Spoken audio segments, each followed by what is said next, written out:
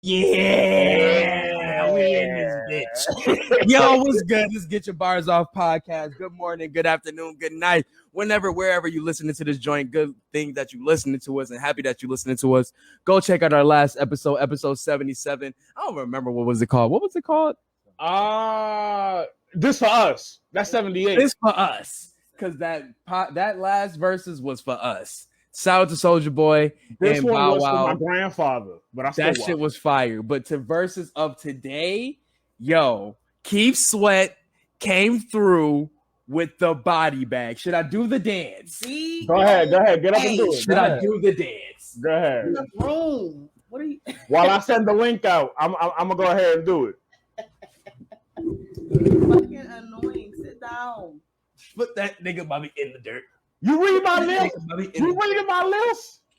He really did. It was really bad, Loaf. Like really bad. Son, it was really terrible. Like bro. I didn't see that happening. Like They had that man looking like he looked like Trick Daddy. Bobby looked like Trick Daddy up there.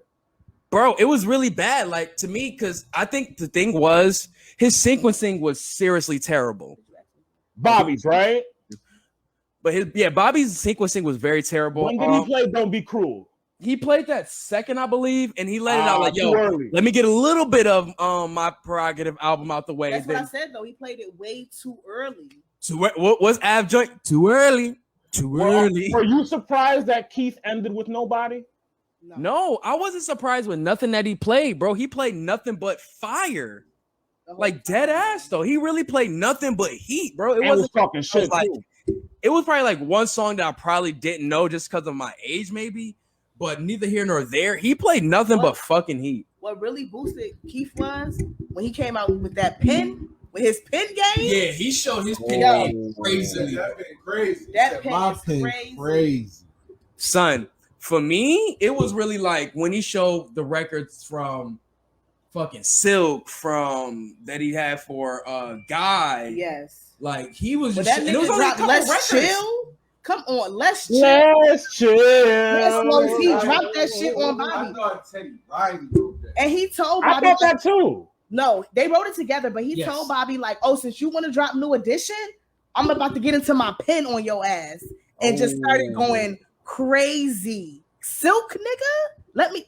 What was it? Let me Freaking you. Freaking you, bro. Yeah. Jodeci, the Jodeci shit? That's Silk.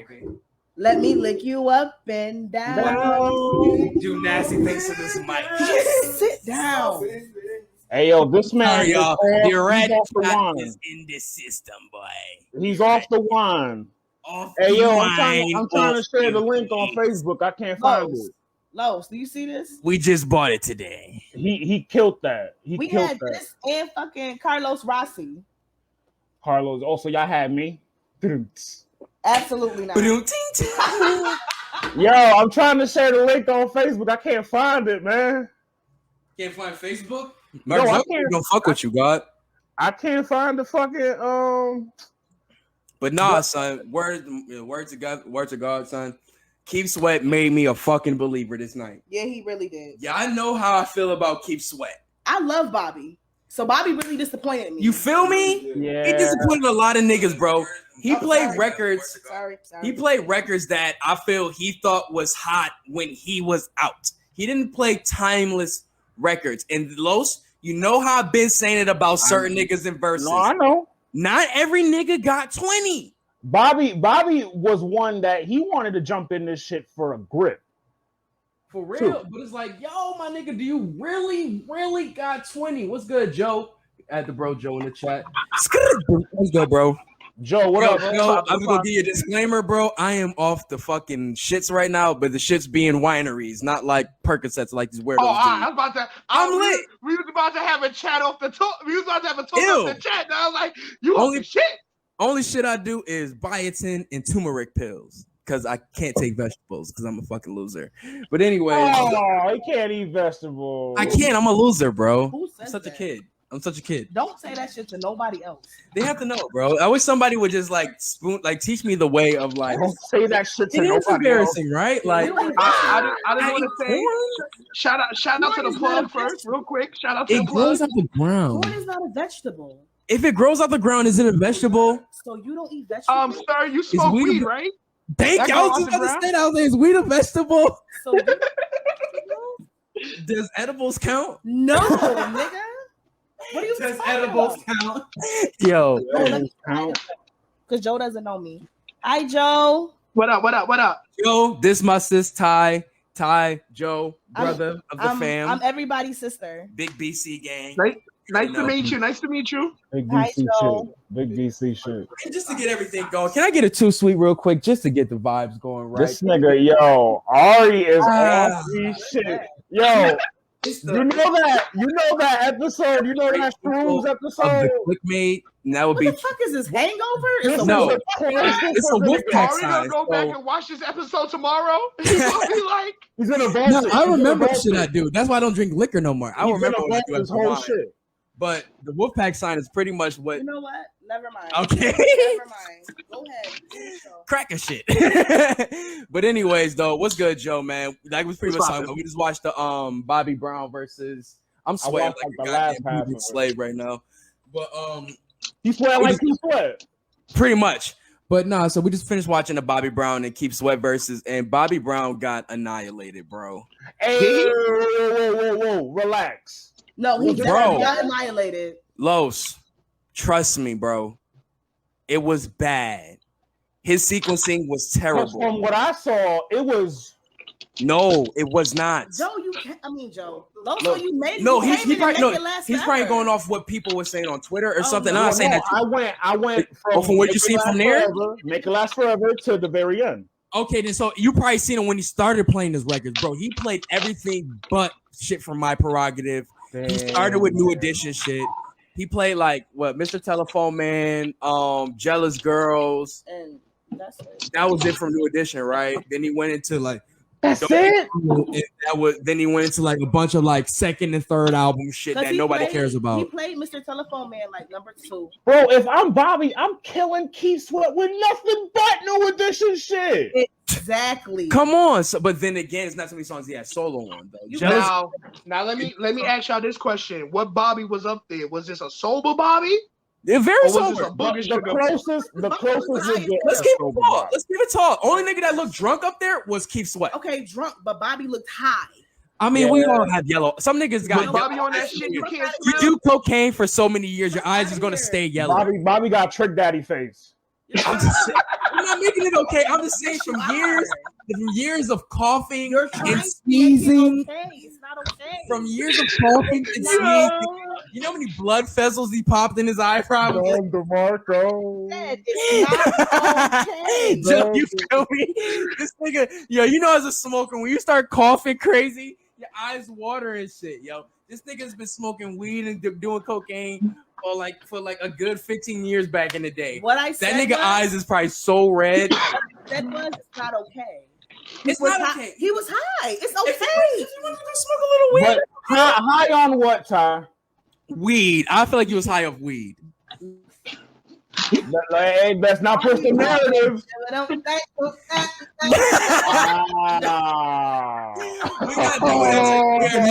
We're not doing that to Robert Brown. Because that's what he was. Let's keep it tall. He was Robert Brown. For the records, he was motherfucking Bobby. Until at the end, he was high as fuck. No, he wasn't. You know what? Well, he had to be high for making that sequencing. But I'm gonna keep it tall with you. Bro, the quote of the night. You read my list. You read my list. When you read my list. Wait though, when you lose, what place do you have but to read the list? That nigga like, what the fuck this nigga got next? What he got? What he got? This nigga on some shit, Pat. Yo, the Ghostbuster shit where he was like, oh, that was a nice check, but I wish I would have had that check. Yo, not dead ass though. Like, that was hilarious. That was that Brandy and Monica shit when Monica told Brandy like I wasn't in them rooms. Yo, you feel like that was a fucking bag, B. Like the banter was hilarious. Fuck New Jack City. I'm trying to get that Ghostbusters back. I forgot Keith Sweat was in the movie. He was in New Jack City. He was in the wedding, right? Right. Nigga said, "Fuck that bag." Damn, Keith Sweat was in the yeah, that nigga, but they clapped up. He was like, "Fuck that! I could have just been in a video." They had that nigga singing this shit. He played fucking so many. Like, you talk about how Keith Sweat would he really like just embody what he brought to the game. He said it. I put this nasty shit in these songs, yo. From the pen game to the songs he was making, like he really showed it was a vibe in the early 90s, bro. Early 90s, he brought a vibe in him and Teddy Riley and them niggas, bro. Like, shout out to Harlem, bro. Like, real talk. Them niggas. Wait, hold on, Loso. He was rapping Harlem heavy. I like that jersey. Oh, yeah. Who you get that from? You got that from Patrick Beverly?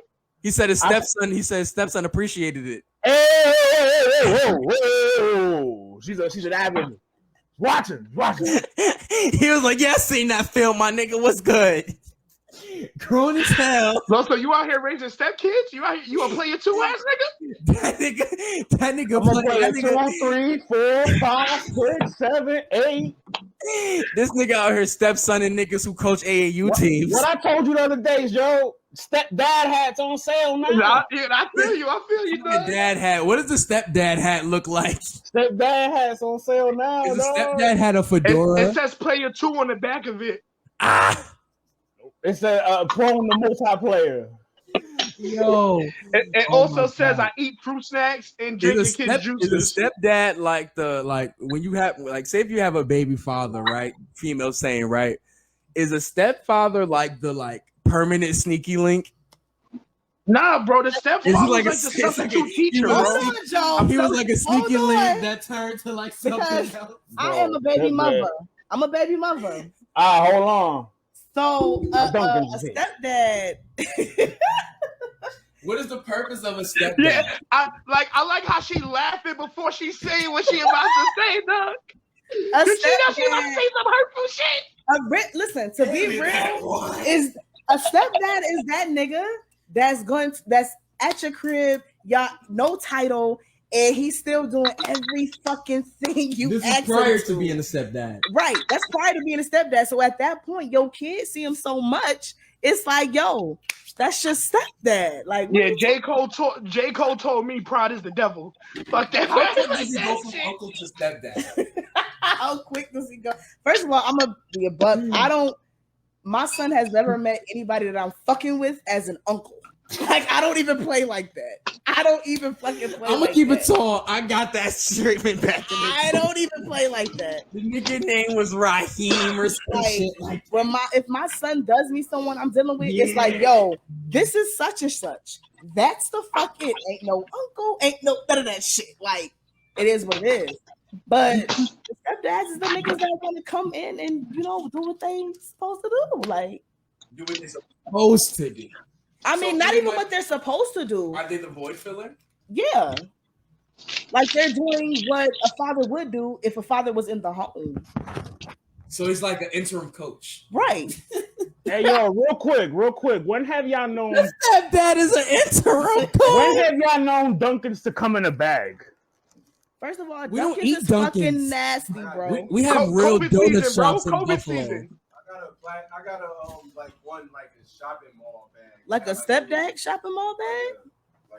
Like a little. A stepdad shopping mall bag? Yeah. Let's be clear. Why? It was Dunkin' Donuts. They delivered it. Oh, you have a Dunkin' Donuts shopping bag? No, I don't have a shopping bag. When you shop for other than Dunkin' Donuts, like traveler mugs? A bag like that from DoorDash. I thought you had a stepdad shopping bag. The stepdaddy is important because it's like some like fucking off-white type of printing. There's like parentheses or quotations say stepdad in the middle. No, those is right though. Stepdads are very important. When the real dad give up, you know what I'm saying? When he decide he don't want to be a man no more, you know what I'm saying? Nah, we can't do that because I had a dad and then I had like a former stepdad and like we had a weird dynamic with a nigga be like, why don't you call me dad? I do more for you than your dad does. I was just looking at this nigga.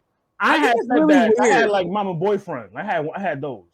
I think that's really weird if a stepdad gets jealous of a kid of not being called dad. I think that's weird. Well, maybe because I'm a girl, because y'all know my situation with my mom. Right. And I have a stepmother. Right. But I look at my stepmother, she's closer to me than my biological mom. So I just call her mom. You look at her like that. Imagine I think Joe was more saying it as like son was looking like he was assessing the situation and be like, well, shit, how's he still calling him dad when I'm doing more? What's the difference between like it's weird. What's the difference between a stepdad and then the mama boyfriend? Like, what are some differences between them? Mama boyfriend. Mama boyfriend leaves the house. Responsibilities. Right. Absolutely. Mama's boyfriend leaves the house. Right. Mama's stepdad lived there. Stepdad lived there. Comes over at night, and you see him leaving. You heard? He coming to drop dick off. He coming to drop dick off. No, seriously. Yeah, you see him leaving in the morning. The boyfriend is the sneaky link. Yeah. Mama's the stepdad is the nigga that you see all day, the motherfucker that's eating your fruit snacks in front of you on some gangster shit. He come to Chuck E. Cheese with y'all. Like the motherfucker that's always you gotta do the bow wow, Loso. You gotta do the bow wow now. Oh shit! I thought we were talking about the Harlem Shake. Yeah, no, like the stepdad is the nigga you see all day. He walking around the Melvin. Yeah, they kicked us off Facebook. Melvin, that's why I couldn't find a link. They must have had kicked us off Facebook. Already, damn, we lit. But nah, son, if Melvin was Joey's stepfather, that's crazy. Yeah, no, Melvin. That's a stepdad. Melvin, yeah, bro. You gonna spit in my bowl? Yeah, that's so nasty. So damn, that's crazy, bro. Bro, I am litty to titty right now. No, Melvin. I mean, shit. Let me look at the docket real quick. But nah, shout out to Keith Sweat for Body and Bobby Brown. Real talk. He made nah, man. We can't disrespect Bobby. No, bro, I'm disrespecting him, bro. He really had a terrible. I'm disrespecting him. Bro. He had a terrible sequencing. He should have let DJ Cassidy or somebody else who was smart like set up his sequencing, because the nigga really just let out like records that was like all right, and then said I'm gonna save the heat for the last shit. When like Keith Sweat was like giving this nigga a variety of fucking body bags, like he went to like other niggas' records that he wrote for. Fucking feature or fucking like hit song. It was vibes 24/7. Yo, do you think like Bobby? You think Bobby just didn't have like? Do you think he did his playlist or somebody did his playlist? He did his playlist. Did he do that playlist sober, or did he? That's what I'm saying. He did it sober. He was thinking like, oh nah, this was my shit. Like nah, I think he really thought about songs that was when they came out. Like the shit that was on Billboard when it came out. Like shout out to him. He can still sing. Like, timeless. I don't think none of the records he played were timeless. Like Bobby's playlist was more so like, yo, this is what I want to hear. This is what I want to hear right now. It wasn't like I remember this. Like Keith from beginning to end. I think Keith played like maybe one, two songs that we were just like, nigga, I don't know. Yeah, no. I don't recognize that one. Yeah, no, for real, Los. Like it was like, you could have played something else, but all right, we're gonna let you slide. Because every record he played, and I watched it from beginning to end. My pelvis was gyrating like, everywhere today. He's got nasty on this nigga, Bobby, for real. It really got dark for that nigga, bro. Like, swear to God. Shout out to Bobby. Like, that nigga tried to, like, swoon us with the fucking, we got something in common in record. And you know I love me some Whitney. I wasn't trying to hear that shit. Where Ronnie at? Really? He played Ronnie kind of late. They were both cracked out. Cracked out? God damn. I take R.I.P. though. Get that Whitney slander away from me. Again, they were both cracked out, like I said. Whitney was on that shit. Yo, so wait, since you talk about Bobby Brown, this is an interesting time to tell some Harlem stories. You ever heard about the Preacher Crew kidnapping Bobby Brown because he owed yes. I thought he was going to show that in his film. I swear to God, I thought they was going to show this nigga getting kidnapped in his film. Why would they show anything that made him worse than a crackhead? Like, what are you talking about? What is it going to make him worse? He shot himself getting shot at out of randomness. Like that movie, he got shot at randomness. Okay, random. I'm about to bring Dre on because he about to have me fucking dying laughing. Yo, so you about to meet my nigga Andre, San Diego West Seal for This shit gotta fly off the rails, guys. It's about to get litty to titty. Yo, where Evan at? Yo, my son? Yeah. Hey, yo, hold up, blood. Spider-Man blood. Yeah. Hold up. Put on the block with the blood. Dre, before you speak. Shirt off. And it's Queen's blood. It ain't Harlem blood, it's Queen's blood. Yo, I want to tell you right now, you brought the Spider-Man mask at the perfect time. My sister's son has a fucking right now, Morales suit. right now, my nigga. I need to take that DC off me disrespecting. I feel violated right now, blood. Yo, you sound like Jag Yo, right now. why do you sound like Jag? You heard me, Spider-Man Joe? You is sound right like now. Jag. Yo, Hey, yo. where the Hey, yo, echo coming from? Hey, yo, son, you talking Harlem? Nah, niggas Queens, nigga. Why do you sound like Jag? That's Andre, ugly ass. Andre, you got an echo. We're gonna slap the shit out you. Damn, internet off. God Damn, damn. Jay, you I come am here with saucy the right now, Spider-Man and and then I with will the echo. I will Montez Ford drop kick that mask off if you don't get that. It's giving me Jag. Please, I love you so much. Not Dre looking like Jag. Dre, yo, but the thing is, Ty son, yo, when I mean he adores Miles Morales, bro, it's so amazing. Like he has a whole suit and he just wears it whenever he wants to. It's so cute, bro. Someone so call him. Tell him he right here. He right here. here. I wish he was up right now. My son's asleep. He's asleep, but Ty got the mask though. Where's? Wait, help me. Help me! Look at this fool, y'all. Help me. Like a damn fool. Look Dre, at Spider Quenisha and fucking Santos El Parker. Wait, I pay a lot of money for my eyelashes. Hold on. I Hold don't. on. My eyelashes come beautifully natural. Yes, Evan is asleep, so you guys can't meet my son tonight, but I'm with you, Dre. he loves Miles Morales. We lit tonight. He don't give a fuck about a Peter Parker. Yo, are you? Hey, yo, can't even see out this motherfucker. This nigga is this nigga is lit. My son got the whole bodysuit. Don't play with me. It's fucking lit. You Oh, know, throw on the bodysuit. I root for everything black. Throw on the bodysuit. Yo, Ari, you know what you look like right now, dog? No cap. You remember the Powerpuff Girls with the niggas dressed like them? Like, when he got the beard sticking out. yeah, like the fucking beard coming out his face. The and niggas shit. who have the beards and shit. Oh, nasty. The niggas who have the beards and shit. I'm dead. Nasty. I'm fucking dead. Yo, can we please get into the first topic of the day, bro? Please. First topic of the day, man. Let's get right to it, man. Bill Cosby, Pill Trail Bill is released. We can go around in a circle, share our thoughts, man. Joe, I know you got some bars. I'm gonna start with you, man. Nah. You started off because I got like my blunt first. We're gonna break this down. We're gonna have a dialogue. Yeah, we're gonna break this down. So I mean, for me, listen, man. Like when he first went to jail, and the news started coming out about victim after victim after victim after victim. The whole he's buying NBC shit. Like, listen, I'm gonna say something else controversial because I know last week I said something controversial. You mean controversial or wrong? Listen, Anna J not fucking with me and fucking with Jungle Boy is anti-black. I stand by that. But anyway, what? The Crackazoid vibes is going insane right now. Listen, Bill Cosby's not innocent.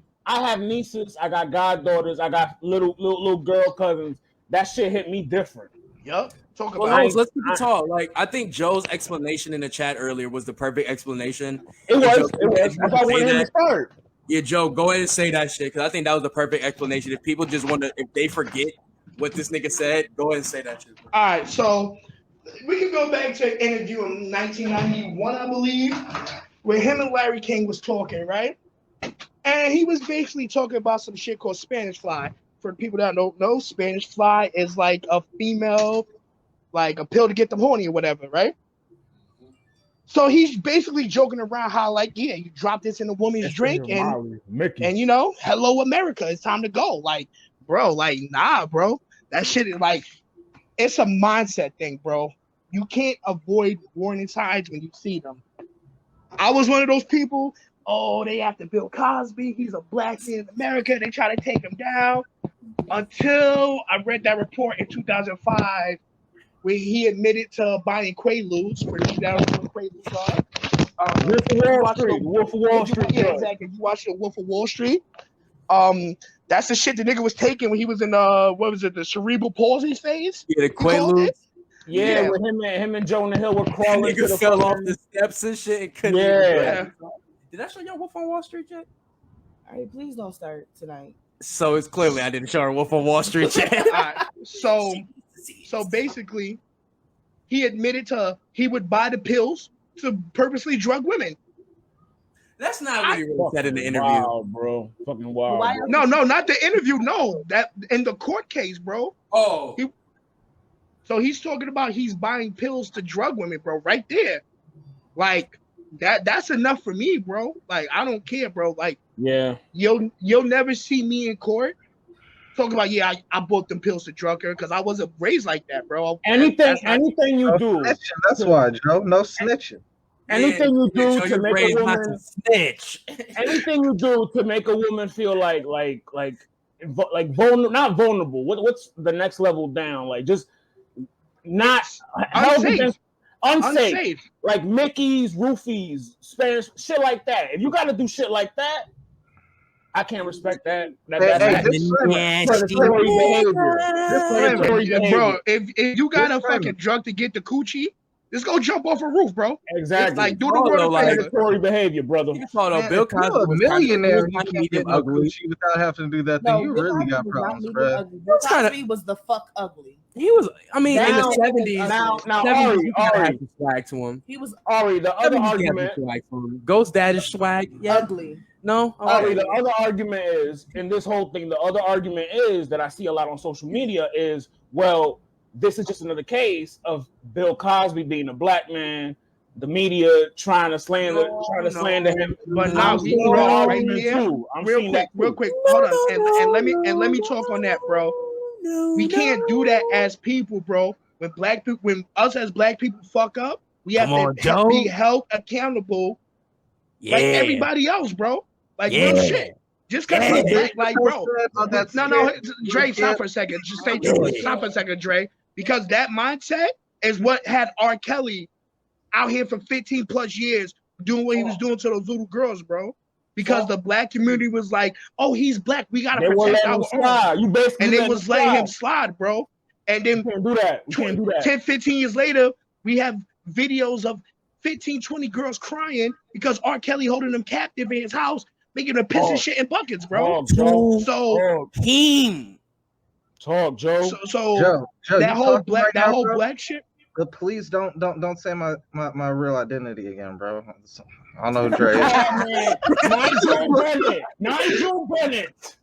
All right, whatever, Nigel. Yo, I hate this nigga Dre. Oh, I'm sorry. Nigel. Come on, man.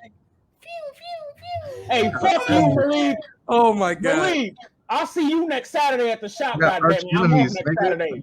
Oh shit! I didn't even look at the comments. I'm sorry, comments. Damn, Joe. I was trying to joke around, but dang, you just really laid it on me right there, bro. Listen, real quick. Purposely trying to be wrong, and then the nigga really just correct the heck out of you. Like, nah, nigga. Real quick, I'm pulling up to the shop next Saturday, and me and Malik are gonna have a great debate. We had a preview of that today at the shop. No, I'm gonna keep it tall, bro. Your CP3 take was nasty, bro. My CP3 take was legit. What was your CP3 take? If he win this ring, he is over Stockton and over Zeke and over. I'll say over Stockton. HIV. I can't put him over Isaiah Thomas yet. Can't put him over Magic Johnson. Hold on. The nigga said Magic though, bro. You not definitely not over Magic. He said Magic, a nigga that got 5 fucking rings. Magic got 5 rings? Yes, dickhead. Magic don't got 5 rings. Yes, he did. He had 3. I thought he had 3. 5. The back-to-back with the Showtime. He still got more than CP3, and the 3 is in his name. No, as a player, we don't. Nigga, Bill Russell got rings as a fucking man, as a GM. No, we're talking about point guards, though. We're talking about point guards that lead their team. Thank you, Malik. He's definitely over Zeke and Stockton. Thank you. No, what? Who did I just say? I said Stockton. You got me on Stockton, bro. You said Magic, nigga. Y'all like numbers. Look at that. Look at the numbers, nigga. Like, come on, niggas, bro. You heard what I said, Los. You heard what I said. You know I said Magic, and you said he's better than Magic. You know that's a fucking lie. Yeah, he's not better than Magic. You know that's a fucking lie. Hey, yo, before I In your heart of hearts, as a basketball watcher, you think out of all the fucking classic fucking things you've seen from fucking Magic Johnson, you think that CP3, who hasn't even touched a final, how many teams know what a final? How many teams does Magic Johnson turn around? How many teams did Magic Johnson turn around? It doesn't matter, bro. CP3 effect. You gotta start talking about that. Put him to the championship. Sir, this is his first finals, bro. Hold on, Joe. In his rookie year, championship. Look at the damn winning percentage. Every team that CP3 goes to, every team that CP3 goes to, the year beforehand, they're doing bad. Shout out to Los rookie year. Shout out to Loso's weed, man, bro, because that's some good shit. If you think, oh boy, in the same category as Magic Johnson, bro. But what is CP3 doing his first year? Hey, yo, Loso, you want to hit this? You acting weird, nigga. You want to hit that? CP3 doing his first year. I'm good. I'm sure. I'm positive. Please. Bro, why you nigga? Why? Because CP3 is a different league. You could have ended it with Magic.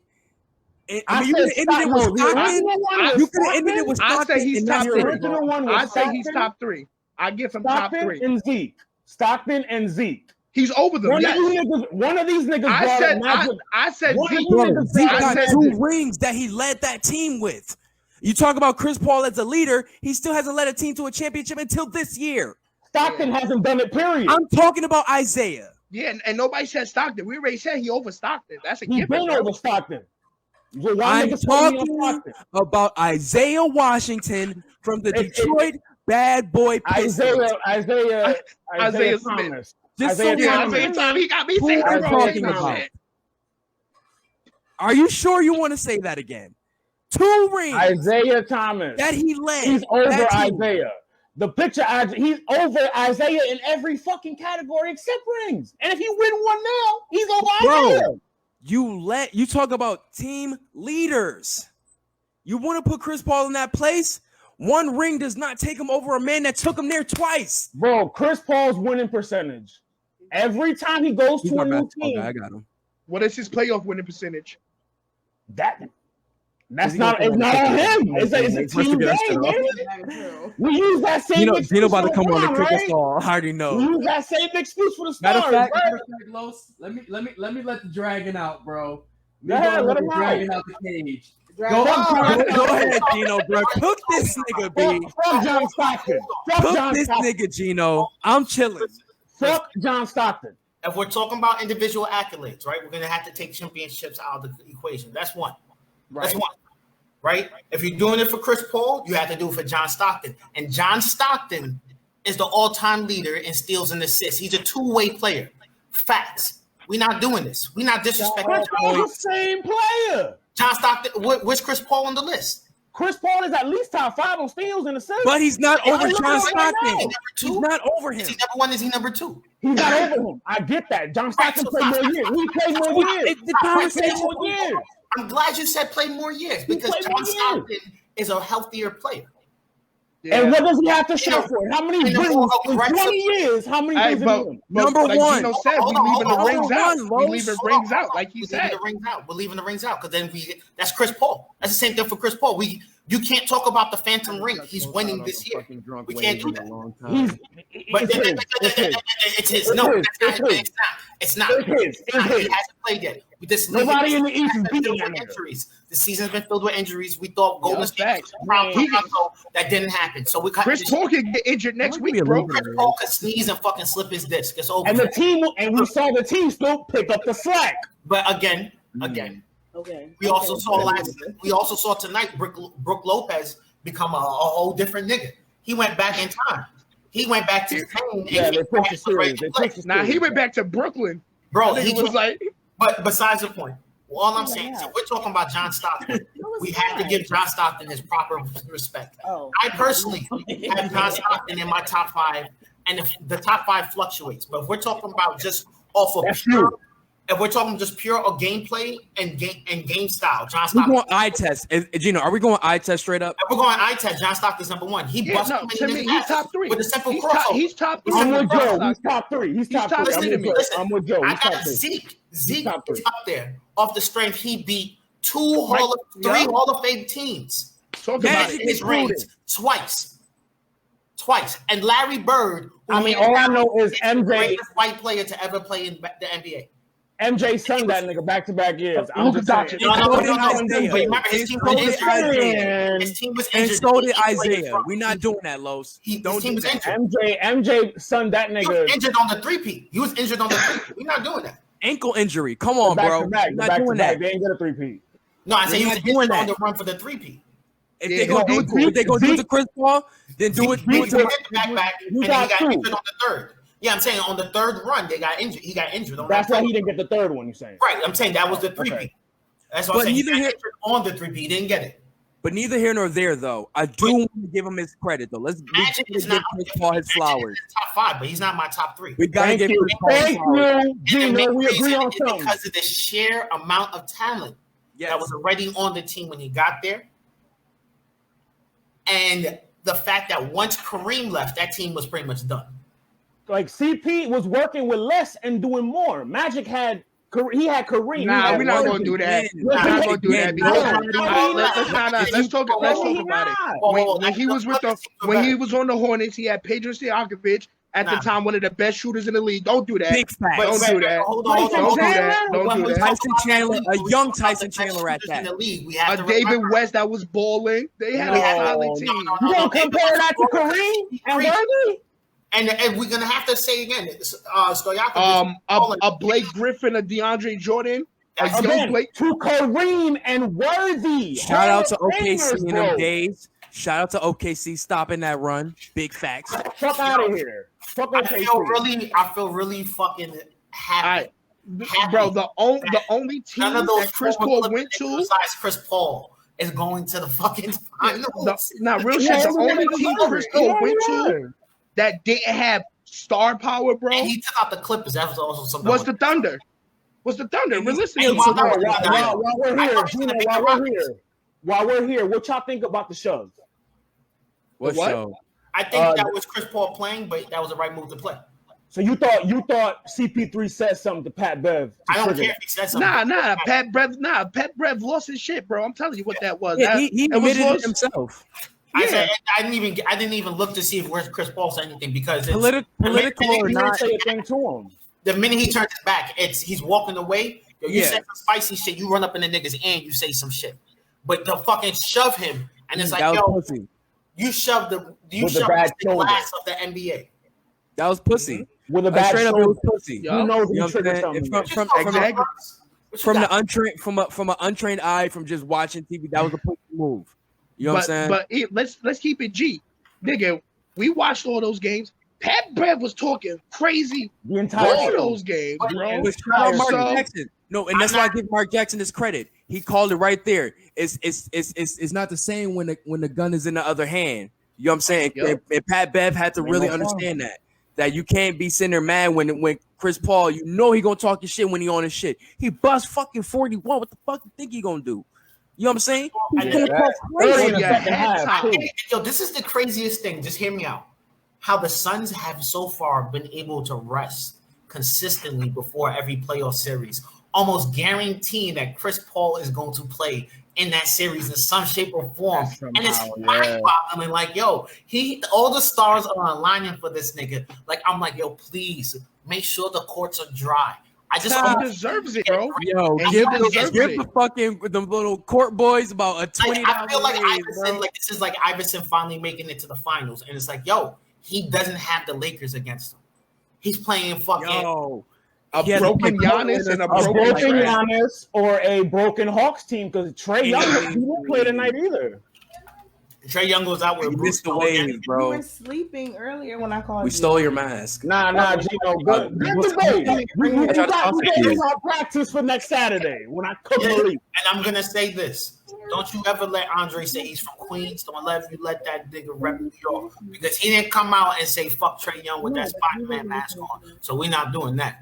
That's a requirement. You really not rocking with Trey? What borough? What city am I from? What city? You from Brooklyn, dude. Right, what's that borough at? New York City, bro. I've been a Knicks fan since the Wiz, baby.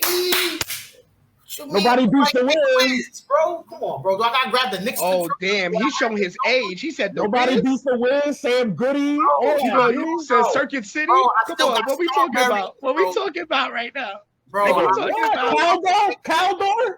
Man, till I die, bro. But yo, let's keep it tall though. How did y'all feel about what does this closeout game do for y'all with how does this go against with not against, but how does this help with Chris Paul's career? Seeing a closeout game like this, it doesn't mean nothing to me until he wins that ring. Because if he doesn't win the ring, it's just another story of Chris Paul of an amazing career and not closing it out. No, I think I disagree because now. Oh, that's Reggie. I know. I got him. I think we have to recognize that when it comes to Chris Paul and just individual players, making it to the final stage in itself is an accomplishment, right? Yes. And you guys have heard me say before, the most dominant player in all of the NBA history, in my opinion, will always be Bill Russell. He has over a decade of rings. He has him as a player and coach. He's one of the players who I say without a doubt can play in any generation. No. But you respect everyone. You feel like that? Shaq fucking that nigga up, bro. You say Shaq fucking up. Yo, Wilt Chamberlain was on record repeatedly saying Shaq didn't have the footwork to play against. Wilt Chamberlain or Bill Russell? Myth, nigga. No, are we saying Wilt Chamberlain or Bill Russell? Hold on. Let me continue, please. And ahead, Bill Russell was working Wilt Chamberlain consistently by being the smarter and more technical player, not the better athlete. And a lot of times when you talk about players, and this is why it's the Bill Russell Award, it's who is the better player overall? Who's the one that matters to the team? I guarantee you, if the NBA was playing it like how they used to in the past, James would have gotten the MVP when he lost to Golden State almost every series. I agree. And I agree with that. Look at this series. If Chris Paul loses, I'm almost confident we're still going to see an MVP performance from Chris Paul. So there's no doubt in my mind to say that he's not that. He's not that. Play his ass off. He's not that caliber player. Like no one says Iverson didn't show up to the finals. No one says Jason Kidd didn't show up to the finals. No one says Karl Malone didn't show up to the finals. Right. So many people who play, and it's like, sometimes overwhelming skill is met with overwhelming talent. You can't do something against great example. I feel for me, and you probably say, like you said, with Cavs and Warriors, I definitely believe. I mean, some people say he kind of pussied out, but I really say with that Mavs and Miami Heat series, I feel like it's a really. Miami team was a whole different level. Like you feel me though? You know what I'm saying? The fact that people try to push this narrative, like the teams that beat LeBron weren't these great fucking teams. Like it's insane. Like hey, this is one of the greatest basketball minds of all time. Playing against all-star caliber coaches and players. He wasn't just playing against Rick Carlisle. He was playing against Rick Carlisle, Dirk Nowitzki, Jason Barrera, all of these niggas. All these, and it was like a team of intelligent point guards who were known for Dirk Nowitzki, man. Like Dirk alone. Is it crazy? The only thing I remember from that series, bro. Them niggas getting back up together in Dallas coaching wise. You got Jason Terry. That's going to be, I think, I don't know. He's going to be in some position on the team. JJ Barrera is the assistant coach. You're going to have Jason Kidd as the head coach. You're going to have Dirk Nowitzki as the special advisor or something. Like that. I like that. I like that they all getting back together to help the culture there. I like that. But continue what you were saying. The only thing I remember from that Mavs. The only thing I remember from that Mavs versus Heat series, bro, was JJ Barea cooking somebody, and then the niggas hit that nigga with a wild elbow. But that was he's talking about the Lakers series that was before that, and he got cooked. He got hit with an elbow by Bynum. So real quick, all right, we got our finals in the West. How do y'all predict the East, man? It's honestly, looking up. We've seen how they go, bro. Well, hold on. We seen how they both can play with both of their stars gone. What did that look like for y'all? How did y'all feel about that? I thought that was really telling. I liked it. It was more ball movement with the Bucks. Yeah, it showed more like y'all seen Bogdanovich and Huerter, however you say his name. Horter. The last game, not the one tonight, but the last one. That boy don't look like no damn Spanish. John Collins, who I've been very critical of in the playoffs, stepping up big. You know what I'm saying? And then tonight, Brook Lopez, like Gino said, channeling them Brooklyn Nets days.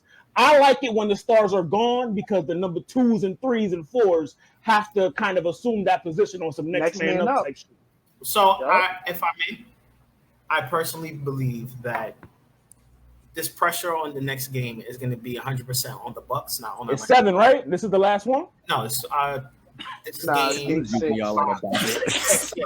They had game 5 tonight.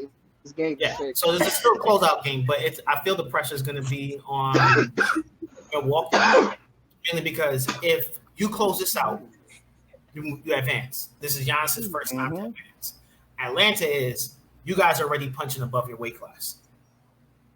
Yes, very much. Hey, we're gonna talk about that's why I said, you know, but that's why I said when seeing them with both without stars, which was kind of like a.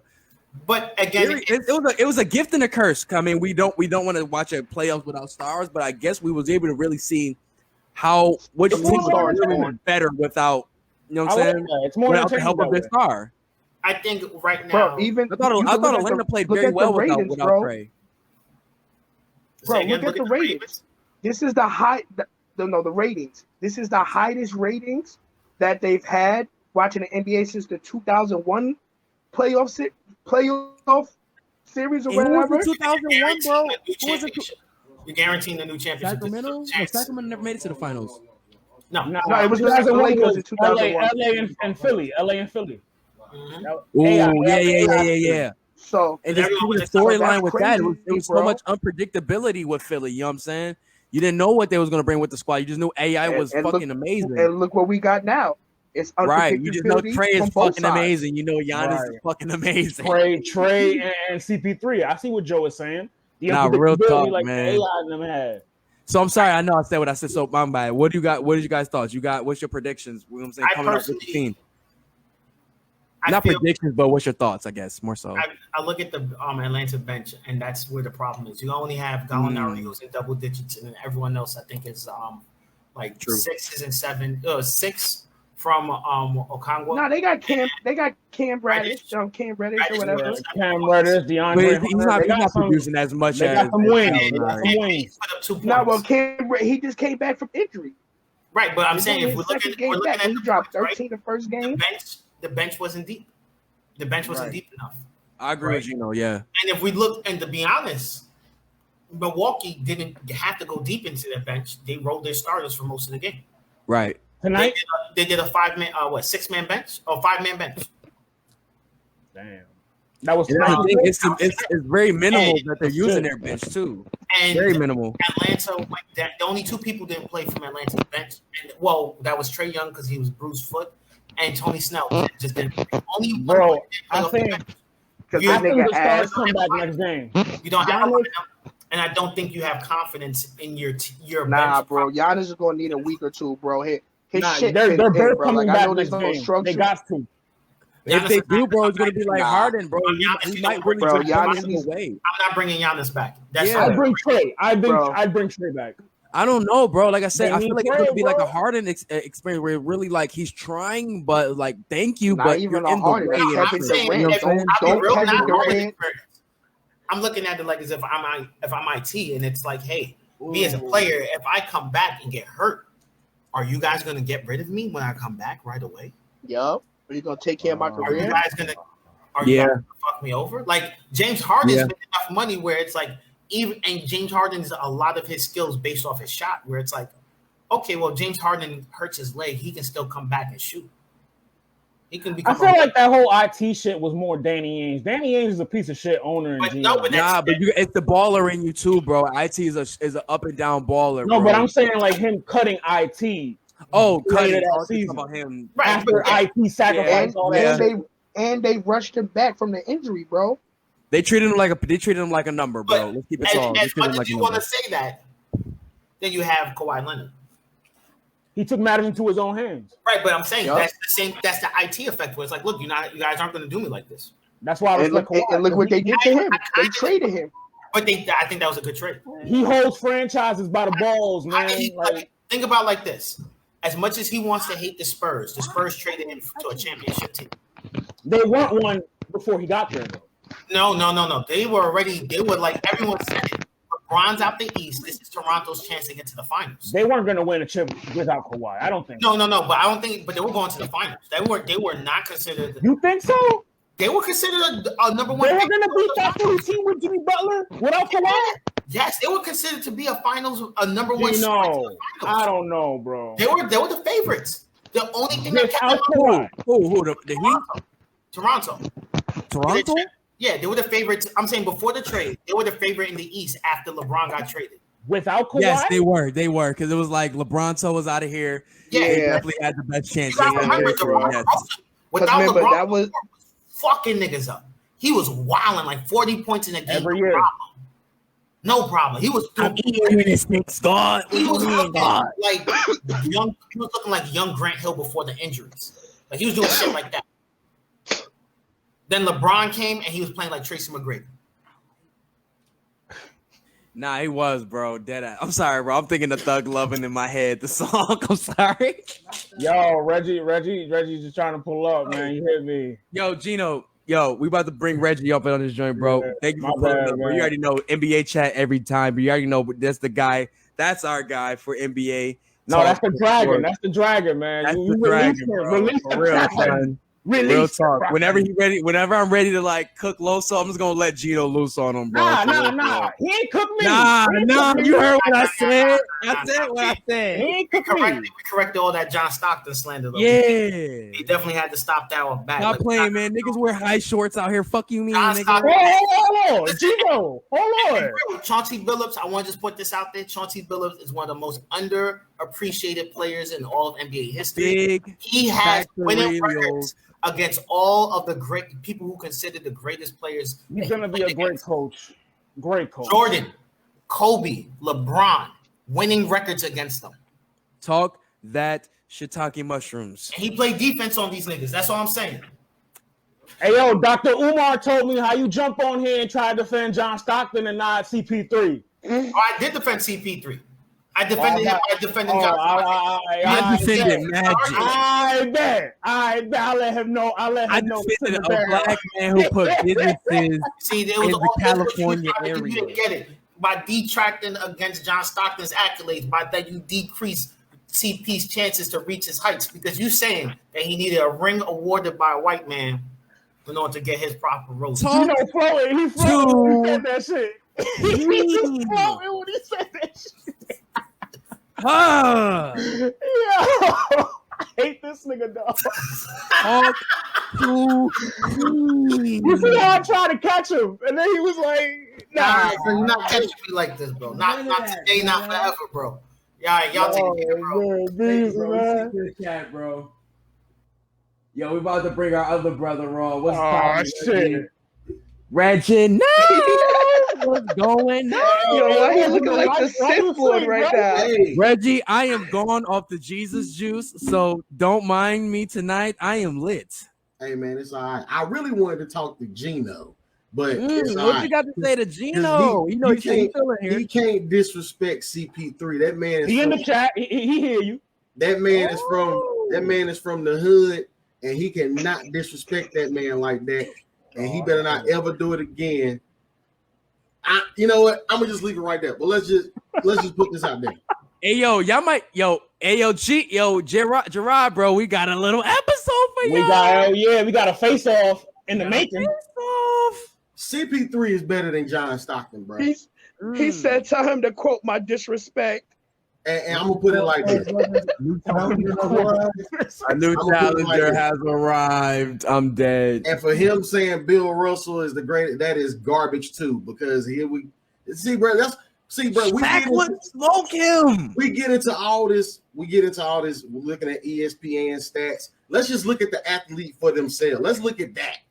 Let's look at the athlete as the athlete. Gino ain't never played a sport a day in his life. Oh, shit. Here. We on that type of time. Hold on, Reg. I'm about to bring both of y'all on. Say less. It's lit. It's lit. That's what I wanted him here. Listen, Yes. No disrespect. Drink the wines. I'm more. CP3 is from the hood, baby. I done watched this man play from a freshman in high school to now, and he's been the I truth. know he was from UNC. I know he's from North Carolina. Yeah, the nigga from Winston, Damn, the nigga right up the road. Oh, that's why he be kicking me. They played my high school in high school, bro. Good point, Joe. They played my high school in high school. You feel me? So I want to hear it. Let's hear this.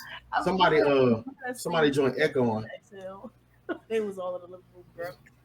That's just somebody talking in the background. Now, if we going ball player for ball player, bro, John Stockton can't hold CP3, bro. Not ball player for ball player. No, CP3 is a great defensive player. I'll give him that, bro. But then again, Reg, we gotta go off. Sometimes we gotta go off the stats though too. Could the stats will live forever? Will live forever too. Wait, real quick. Let me ask real quick for both of y'all. Put the Utah Jazz, whatever the year they made it to the finals, versus find the CP3 this year. Who's winning? Oh, easy. Utah Jazz. I'm going Utah Jazz, bro. Definitely, bro. Carl Malone is a fucking John juggernaut. Stockton had a number 2. He had Carl. Jeff Hornacek. Yeah, Jeff Hornacek. And then the coaching of Jerry Sloan. But now Reggie, I want to hear your side. I keep it the fuck. Then you allowed zone defense. They would use in the 2000 rules. You allowed zone defense. Big facts. That's where the passing lanes. That's where it comes from. We got to. That's where the separation comes with the coaching. You got Jerry Sloan. Yes. But if we talking about Oyster Tag over a ton, that's who y'all taking, Oyster Tag. Oh, well, okay, I'll give you that. But if I could take it back to the argument you just said with the coaching, if we go to the point guard itself, where you take the mindset of the coach, CP3 takes on a lot of different coaches' mindsets. Can we agree with that? Just from I'm not listen. In my opinion, CP3, you've heard me say repeatedly, is the greatest and the highest IQ basketball player we have in this generation. There's no one who's better than him. He's better than LeBron. I said it, his factor is phenomenal. But we have to look at the whole career. Who played more games? Who has less injuries? Yeah. So you can be able to see more of what he can prove. I'm saying, like, if we're looking at consistency, he played against stronger talent consistently throughout his career. While the Wizards was great, he was playing against dynasties. Well, then again, though, Gino, I will say this, but just a counter argument, and I'm on your side though. Just a counter argument. If we pull that same argument for Jordan, where it's like for shooting guards at least, where it's like, oh, he didn't have the greatest defense played against him. You know what I'm saying? A lot of these guys weren't the Bruce Bowens, the Gary. It wasn't a lot of those. And then not even that. The newer style of basketball, bro. Right. You talking about y'all saying Karl Malone dominated, bro. We're talking about teams that shoot 3-pointers at so much of a higher level than they did in that era, bro. Karl Malone and Blake. Karl Malone and Blake. Karl Malone. I'm taking Karl Malone. No, but I get you. All right. Karl Malone has 40, bro. Karl Malone has 40. I'm talking about modern day basketball where they're shooting more threes than they have ever. He's still not better than Blake. Well, Joe, can I keep it tall with you? I really have a problem with thinking about stuff in their, like, bringing older guys into their era and older guys into and newer guys into their era. I try to think of that player in their era and the newer guy in their era and bring those styles together. And what would you really think would dominate if you take Karl Malone in his era versus a guy you want to put against him in his era? You know what I'm saying? Who would dominate more? You know what I'm saying? You put Chris Paul in his era. The Lakers played with the triangle system. Right. Go ahead. So, like, I'm just saying some guys dominated and in they their was era playing in the triangle system. Go ahead. I'm sorry. I'm saying you're still gonna do your play style regardless, right, of what era you're in. Your play style is your play style. I agree, and I do agree that in the current era that people do shoot threes at a higher clip as far as teams go and individuals.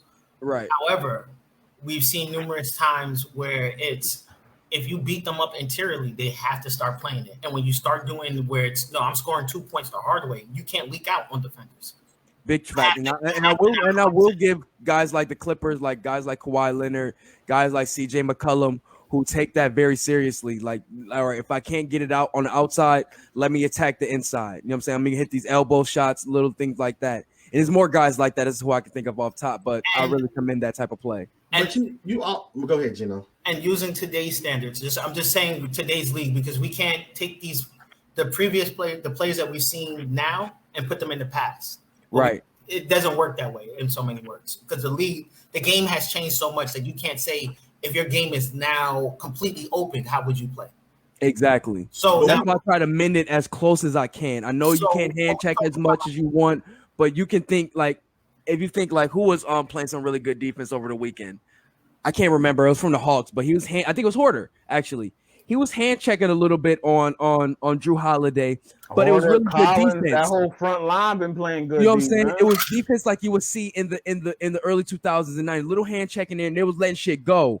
You know what I'm saying? So if you take that defense from your average great player of the 90s and bring that to the modern day, I think is a great way you can kind of mesh and see where styles would, you know what I'm saying, which one would be a little better than most if you try to blend it as much as you can. Because refs do let shit go, especially in the playoffs, a little bit better than most. So if I may bring us back to the original reason why I'm back on here, if we're going to look at John Stockton and Chris Paul, right, we're going to have to look at certain things, and we have to recognize certain things.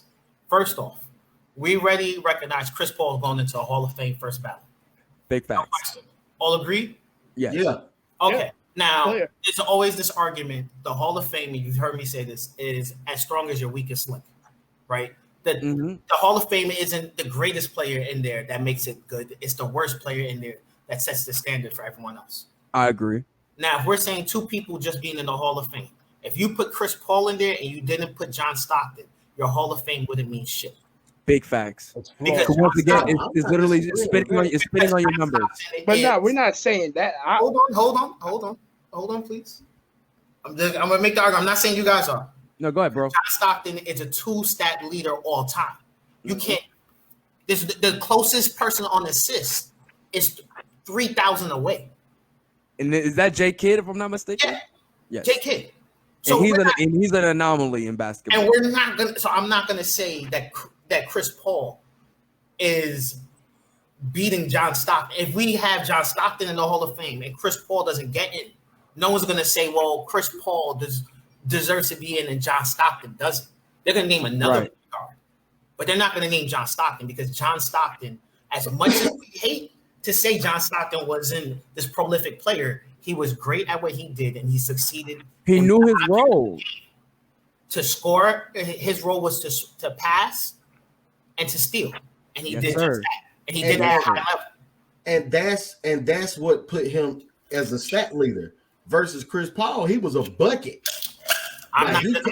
He came in the league a bucket, bro. But he's still a great point guard. I didn't. You're creating now an argument that I didn't say. I never said he wasn't a great point guard. But I'm not saying you're not. But I'm going into the angle of why John Stockton is a stat leader in steals and in assists, because that's what his role was as a point guard. Chris Paul is a bucket, but he can still pass the rock. He can still steal. He can do everything. So John Stockton can't score the level that Chris Paul can, bro. John Stockton ain't going out there dropping. I agree with you on that. He can't do that, bro. No way. I agree with you on that. He is a bucket.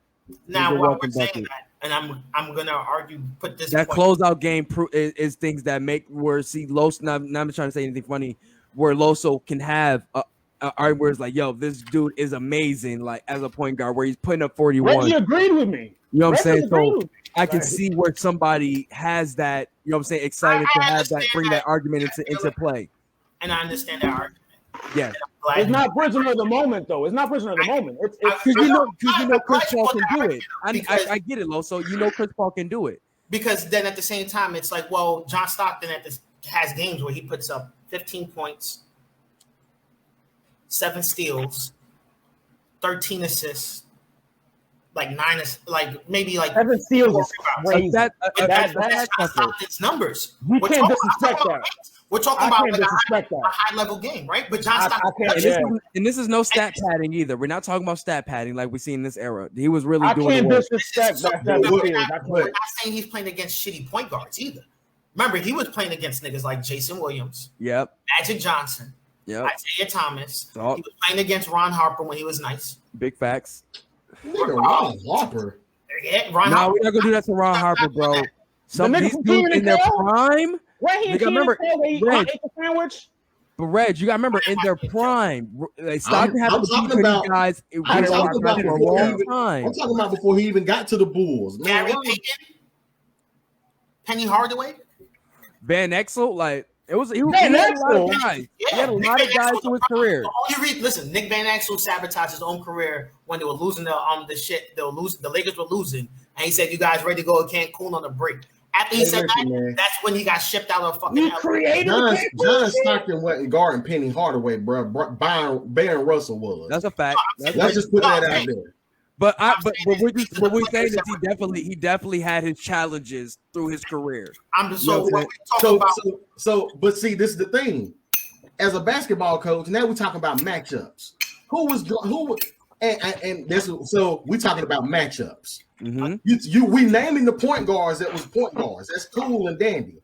And he might have guarded Isaiah, and Isaiah might have guarded him, vice versa. But every game, bro, he wasn't guarding Penny. He wasn't guarding Magic. Like, bro, Byron Scott. It's a bad matchup, though. It's a bad matchup. Why would you even put him against them? That's what I'm trying to say. So now take away his talent. I'm not even about to fuck that. I'm not about to lose my game. It's stupid to put that together. Magic's still the main ball handler. We ignoring the fact that this guy John Stockton was getting steals off his bad passes. And I agree with that. I agree with that totally. I agree with that totally. We can't disrespect. This is what I'm saying. You can't just say because this guy was in the game and he wasn't directly guarding him that he didn't play defense on him. Or at least was in the right spots at the right time. My favorite thing about Chris Paul is that his IQ allows him to tell people, "Look, move over there because when he comes over here, he's gonna throw the pass, and I'm gonna be able to step in and grab that pass." And you watch him do it.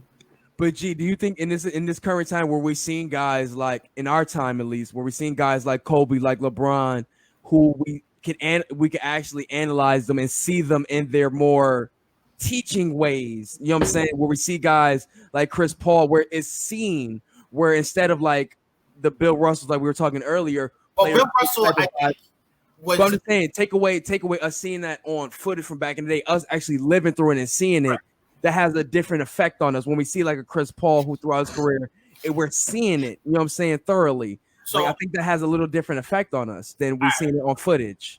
I definitely agree with you on that. And my thing about Bill Russell is it was me looking back at people who were calling each other great. So it's like, oh, who was Michael Jordan's favorite player? You know what I mean? Who was this person's favorite player? And then you start hearing people talking about, well, Wilt Chamberlain was this crazy, like, nicest person ever. And then when you hear Wilt Chamberlain, it's like, the greatest person I ever played against was Bill Russell. Flat out. Like, and it's like, why? Well, because Bill Russell dominated me. And when you look back at those teams, the only person he played against, bro. Okay, cool. So when you look back at those teams and you see not only that those are all bad teams didn't win shit without Bill Russell on them. That's very true. And when you look at the reports from all those players, they say flat out Bill Russell was the key, the linchpin of this team. Without Bill Russell, we weren't winning anything. We weren't going to conference finals. We weren't winning shit. So that no matter how much they stacked talent, it was very much like how the Spurs were building teams, where it was like, okay, we need 3 really good players, and then we can have just really excellent role players. Right. Bill Chamberlain said flat out, like, Bill Russell could score as many points as me every game, but he would lose as many games as me all the time. Bro, but think about that though, bro. It's literally like one dude talking about one dude. But it's not just one dude. About teams today is like if you take But what I mean is, you take Chris Paul off the Suns, seeing what we see now, obviously we know they got amazing talent. But prior to when we seen these guys coming out of their shells per se, these guys are still amazing talents. You know what I'm saying? You put these guys in the older era. They're dominating just as much as Bill Russell. Genetics and athletics. That's what I'm saying. Bill Russell was just happened to be a guy for, let's keep it tall. Black people just happen to have amazing fucking, you know what I'm saying, athletic genetics. You know what I'm saying? That's what I'm saying. Okay, so But what I'm saying is he didn't rely on talent. He was a skill-based player. True. So I'm saying if you take a guy like Devin Booker, you put him in that era, he might dominate just as much as a Pete Maravich. You know what I'm saying? Right, definitely would. Devin Booker, it was a once in a generation player. Right, and that generation had literally once Maravich. in a generation like type nigga. Right, but again, there are a lot of players in the NBA history. Bad comparison. Generational talents who can play no matter what era. True. Bill Russell's one of them. His IQ is that high. Like even if say we're gonna take all the athletic differences, he'll still at minimum be a bench player. I don't know even if I take away the Shaq take, G, I think he would still have problems. He right now. He right about that, nigga. I watched fucking Udonis Haslem stay on the team and not play games for like 5 years now, bro. Right. He just get used to beat the other team. Rings as a coach, if I'm not mistaken. I give you that off IQ. We can't take that away from him. When we talk about Will Chamberlain, a lot of it was his physical athletics. When we talk about Jerry West and Pistol Pete, a lot of that was skill. Right. Right. But imagine you put that nigga in the 90s, and I know I don't want to like put too much credit. Because I'm gonna keep it short. I'm more of a 2000s guy. I'm not that crazy on the 90s basketball like that. I'm more of a 2000s guy. But anyways, I think if you put him against some of the guys like the Bruce Bowens, the Gary Paytons, like the fucking, you know what I'm saying, Dennis Rodman in the paint, these guys are not really going to be doing that much craziness. You know what I'm saying? Or really getting to the bucket as much as they would, because they would be getting like, you gotta think these guys like a Bill Russell had muscular, you know what I'm saying, skeleton, like, you know what I'm saying, muscular tones that a lot of these white guys didn't have. They couldn't, like, they were fearful of these guys going to the team. Yes and no. This is so imagine having more of that back then. I think it would be different stories. Right, but imagine having Charles Barkley in the 60s. All right, but we're talking mainly. We keep on getting off track. We ain't getting off track. No, the motherfucker. I'm sitting here listening to y'all have 5 different conversations. Supposed to be talking about John Stockton. I feel like we're on track, but I go ahead, G. And I'm gonna caveat. I'm gonna tie in what you're bringing up into that. And we're still comparing Chris Paul and John Stockton playing. The generations aren't that far apart. And most we're talking about maybe 8 years. Yeah, but we're more so looking at just the post hand check. We more so talking about the post hand check era. And I think that opens up a lot more gameplay for John Stockton than it restricts him. We're talking about the zone defense where John Stockton now can literally sit in passing lanes instead of having to be within a certain distance of his man. You're allowed the zone defense has allowed high IQ defense. You can now you can run a small team and actually eat, because you couldn't do that before because they would just overload one side and just push the big man in. Yes, but with that opening, where does he affect the scoring on that team? If we're looking into this era where scoring does matter in the opening of space and all of that nature in the offense. Think that comes into facilitating and drawing contact with fouls. You gotta remember, John Stockton was an excellent driver. I give you that, but he was scoring. Remember, he used to hit layups over Mutombo, over Shaq, over Moses Malone, over Olajuwon, over Patrick Ewing. We can list all these fucking giants. CP was doing that shit again. Bro, Gino, I think you reaching, bro. Like you reaching. No. I see what G is saying. I see what G is saying. If we say, I'm gonna cut you off. I just want to bring it back to the point we said. We can't put a person of the new era in the old era and the person of the old era in the new era. We have to look at what their talent was in that era and like bring you said. It's only 8 years, bro. It's not really new era versus old era at that point. But that's why I said post hand check era, because that changed a lot of shit. Joe, Stockton got drafted like in the late 80s, bro. It is a different era. It's a different era. But that's all I said. But that's what I brought up, post hand check era, because that's why Gino said it opens up a lot of space. You know what I'm saying? You can't do a lot of shit that you was able to do in the 90s. So it, like for a John Stockton guy, it opens up a lot more space for him to do. That's why I said, does it open up more things for him to do on the offensive side? And not to bring up a guy who was more of a different play, but like but Ben Simmons, who we critique so much on the offense. Whereas, like you said, we have more of an open space. We critique him for why he doesn't take more initiative on the offense. he's a Magic Johnson build and refuses to drive. But I'm just more so stripping it to the openness on the offense. No, I'm saying that's what I'm saying. It doesn't make sense. There's such a wide spacing, and the game is designed for shooting and driving now. Right. It's not designed for defense. So that's what I'm saying. With us not seeing so much of that from John Stockton, it's really hard to see if he would really take advantage of that more so in this era, like we've seen a CP3 who came out the gate, you know what I'm saying, kind of encompassing all things. You know what I'm saying? So right. It's like I'm listening to both sides. I'm just trying to like, you know what I'm saying? My personal opinion, you put John Stockton on this Philly team. They're right now in the Eastern Conference. I agree with that. I can definitely agree with that. I could definitely agree with that. Somebody's dick getting blown up too. Please answer that before you. Who trap phone is that? Who else? Who else? Allegedly. Don't be allegedly shit around here, Bucko. Be right back. Shut up. Shut up. I still don't think he's reached the point to say he's at John Stockton, who is pound for pound, literally one of the most consistent, healthiest, and prototype point guards that ever play the game. I would love to see what his diet was in the 90s. Like, not even being funny, I really would love to see what his diet was in the 90s. Remember, he was playing where people would, when the rise of the flashy basketball. Probably like cauliflower and like beer. and parsnips and broccoli and shit.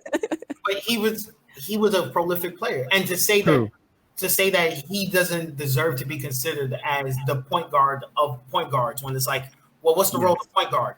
Well, his main thing is to pass the ball and to stop the play, to be the first line of defense. If we don't look at Jason Kidd in the same umbrella as Josh, if we don't appreciate John Stockton as much as we appreciate Jason Kidd, then we don't really appreciate the position of the point guard. To be honest with you, like if I'm saying the best prototype point guard there is. He was the John Stockton of our era. John Stockton is the purest prototype point guard. Yes. Yo, that's a little cappy. Really? Over CP? No, all I'm saying. No, listen. What I'm. Hold on, G. If you feel, I don't know if you're talking about me or what G is saying. If you think about what Jason, Gino is saying. Okay, I'm just saying. If you think about what if you think about what Jason Kidd was for our era, he really was the John Stockton of our era, and we don't say nothing bad about Jason Kidd.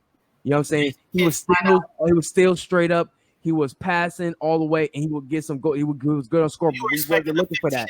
10 from Jason Kidd, consistent. Big facts, and he was like John Stockton was giving me that same shit in that era. You know what I'm saying? And that's just my opinion. Go ahead, G. I'm sorry. And when we talk about Chris Paul, it's he, and this is my God honest truth. I personally believe if Chris Paul was on a more stable team, like let's say he ended up in that similar situation like Utah. Let's say if he ended up in the Lakers, bro. Let's be honest. If he ended up in the Lakers, CP. But no, G, that was his best. That was his best fit out of all the things he's been in. That was going to be his best fit. Let's say he gets drafted to. I'm saying the team. Oh, draft. Okay. Right, like Utah, where it's your team is pretty much essentially built up. Your role is already here to fulfill. You have all. What year? We talking that year? He would get drafted. No, I'm saying 80. He got drafted in '84, right? But we talk about switch Stockton with I'm saying in general, like that type of build, where it's like your team is going to be stable. Okay. You're going to have players where you grow and mature with. You're going to have another all-star, high caliber player with you. Right. I think Chris Paul will hands down become the number one point guard of all time because he would be able to do all the normal point guard stuff and then score. Yeah, because Tyson Chandler and David West, like you said earlier, Los, like all those guys are great, but they didn't get great until their second or third year and on other teams. But we appreciate Tyson Chandler, what he did, but we didn't really appreciate him until he got to the Knicks, until he got to the Mavs. We didn't really appreciate David West until he got to Indiana. When he got to the Knicks, we didn't do shit for him. Yeah, but he was still doing his thing. Man, he was with the Knicks. We're not doing that. Yes, we didn't do shit for him, Gino. We didn't. He had nothing to show for him. No, y'all didn't do anything. The office didn't, but he did his thing, though. I will give you that. I want to say this, and this is how I'm going to end my argument. They don't make awards for ifs. They don't make awards for possibilities. True. They only make awards for what you've done. And what Chris Paul has done has not been enough to say he deserves to be considered in a higher accolade than John Stockton. If he gets the ring, and I'm gonna bring and I'm gonna slide it right back in too, bro. It's a lot. I'm gonna bring Isaiah back into that conversation too. I don't mean to swing it back in. I know we were talking about John Stockton. Isaiah also. Isaiah Thomas, like I said, he's number 2 up there for me, off the strength of him fucking up. You talk about ball handling, leadership, skill, IQ. He did it all. And the only player to show up in the top 50 player without a teammate. Top 50 all time without a teammate. Big facts. And we love Joe Dumars. We love all these guys that was with him. About the top 100 players now, Isaiah Thomas is still up there without a teammate. Facts. Without a teammate?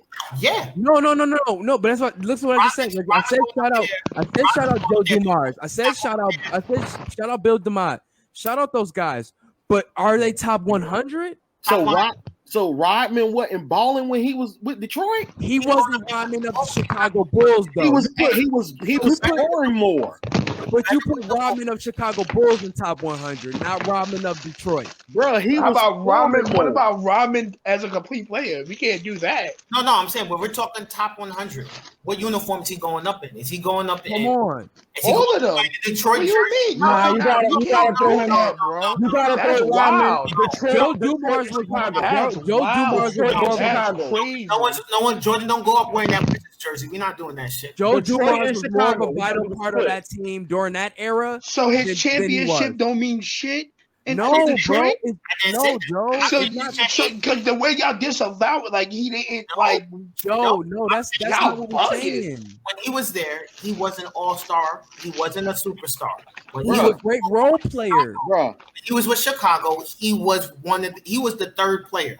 He was the third option. He was a nigga knew he wasn't the third option. Yes, he was.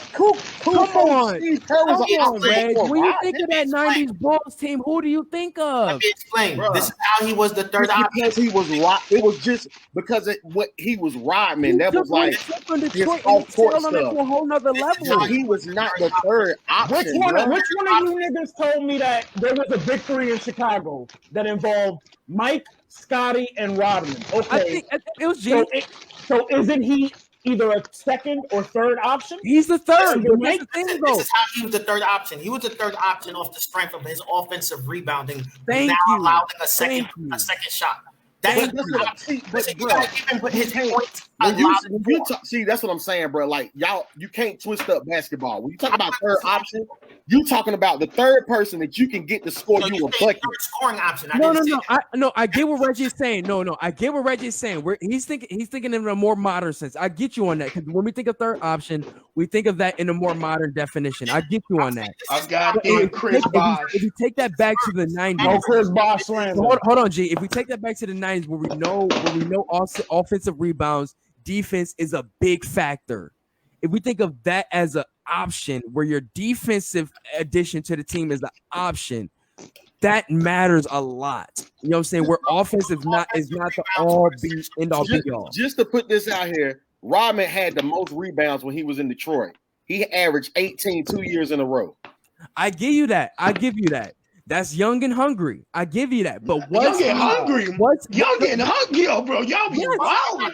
No, I'm not saying was he not, Joe? Was he not young and hungry? Bro, but back to what we're saying. But back to my original point. But Joe, y'all saying y'all going to disqualify his Detroit play because you're like, oh, you remember him in a Chicago jersey. No, Joe, he won a ring with Detroit. That's not what I'm saying. That's what Reggie, do you understand what I'm saying? Like, are you with me? No, I get what you're saying. Are you with me? Because they're tripping right now. Gino saying. I get what you're saying. All I'm saying is that when you look at that Bad Boys team, it goes Isaiah.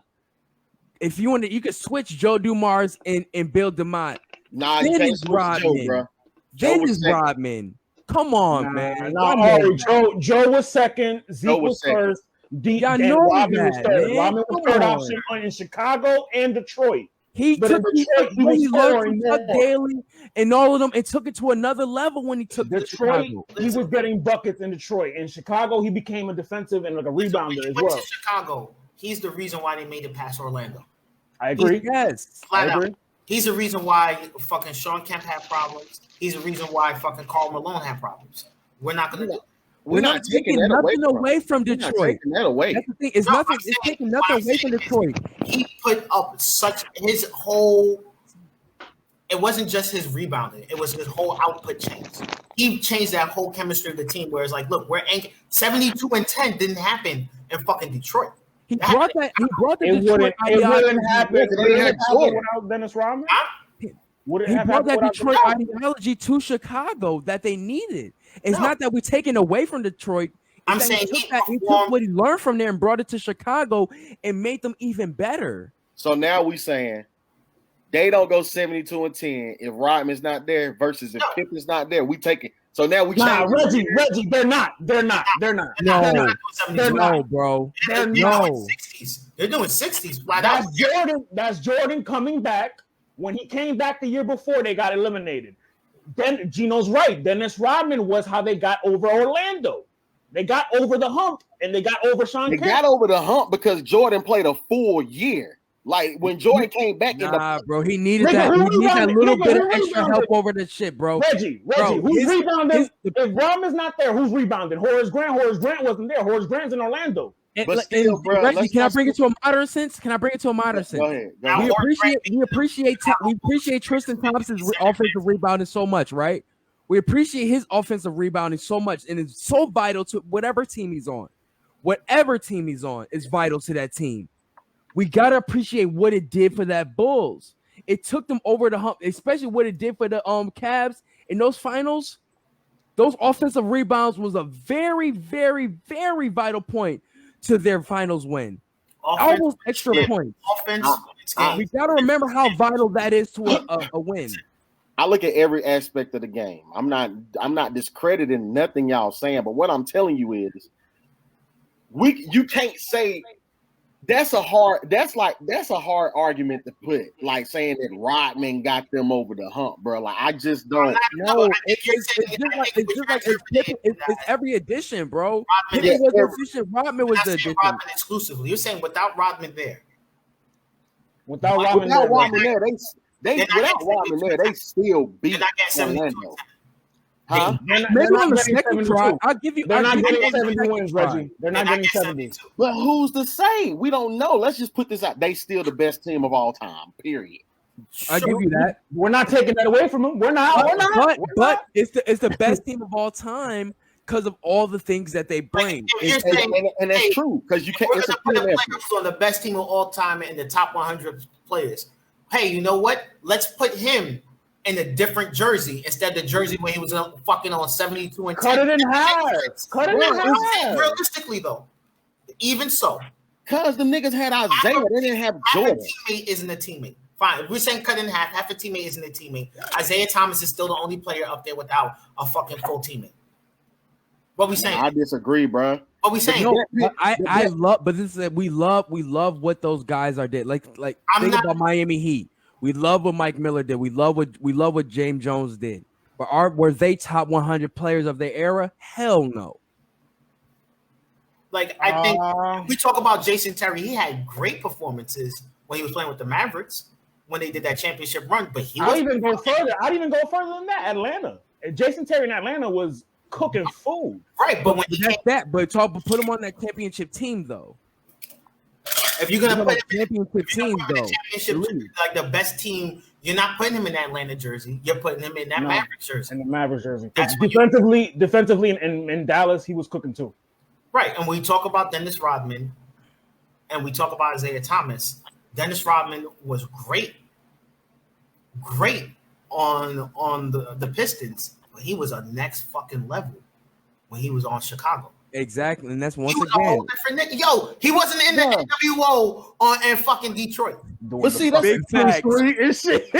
Big facts. But that's the thing. Once again, though, and I'm glad you brought that up because once again, his offensive rebounds and all of his defensive play was a big vital part to what Detroit was doing. It was a big vital part. We talk about Zeke though. But once again, you take it. He took that experience and took it to a whole nother level. What he took daily. It took from idea. Let's get back to the seat because y'all niggas, you and Gino are like trying to avoid the main argument here. Zeke, CP3, John Stockton. Bro, let's keep it tall. Let's keep it tall, bro. One ring is not going to do it, bro. One ring is not going to do it. Numbers still have to say something. I think one ring shows where it's team play still matters, and it shows that mentorship matters. Yes, because one of my biggest critiques for Michael Jordan, as much as everyone loves Michael Jordan, was he didn't develop players around him. He didn't make players better. He didn't. He wasn't supposed like that. Wasn't him. Stop. Okay, that's fine. That's why I said that's my critique about him. But that's when I'm saying I'm looking at somebody who's an on-floor leader. One of those things you want to see is transformative leadership, where it's like, look, we can get role players around you, and they're going to play significantly better and have confidence to play better with you. There's a lot of players who were good until they played with Jordan. They became bad, and they had to leave. Who? Well, that depends. That depends, Gino. Jerry Stackhouse.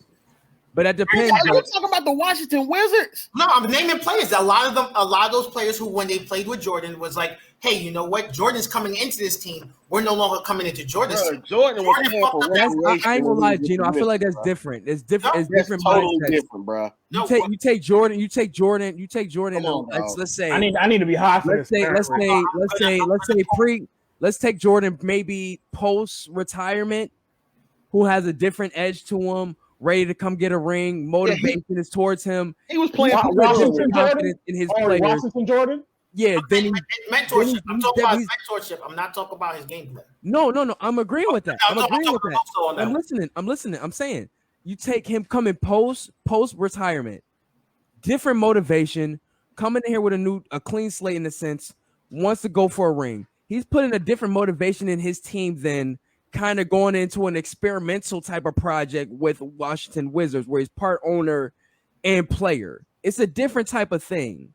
That's totally different. This is why I'm saying mentorship, right? Because if you watch a lot, The Last Dance, right? If you watch the documentaries, when they start breaking down, we're gonna get into Scottie soon. When we talk about Jordan, one of the things he was saying was his style of leadership was, I'm in your face, I'm screaming at you, I'm shouting at you, and Reggie, as a teacher, can you do that to students? It depends. Hold on, Reg. Hold on. You're talking to me. Hold on. Reggie took the students. Let me answer that question truthfully. I'm not talking about the coach. I'm saying just as a teacher, please. As a teacher, it depends. Like when you say yelling, I'm not gonna be in your face yelling. You're right. We're talking about what Jordan did. I'm not doing that. No.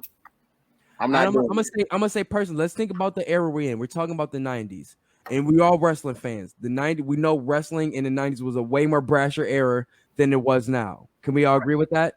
Mm-hmm. Agreed. And we just say the 90s in general was a more brasher era, and just how we were in general. 90s, early 2000s. Before. Right. So you take that mentality. I think Michael Jordan in that era. You take how people are then and then now. Kobe was probably the last part, or maybe let's say Jimmy Butler, for even a more recent person, is the last person we've seen that's just like, it's a rarity that we see brashness like that to kind of get somebody over the hump or get somebody to get with the program. It's a different era. You know what I'm saying? See, we got to Michael Jordan was accustomed to that. You know what I'm saying? It was a harder era. I'm gonna say this. We got to understand the type of person Gino is. So I get the way he's looking at things. I understand the way he's looking at it. Mm-hmm. But it's also what Gino has to understand. It's two sides to the spectrum. Like, and you a smart brother, Gino. You know that it's two sides to the spectrum.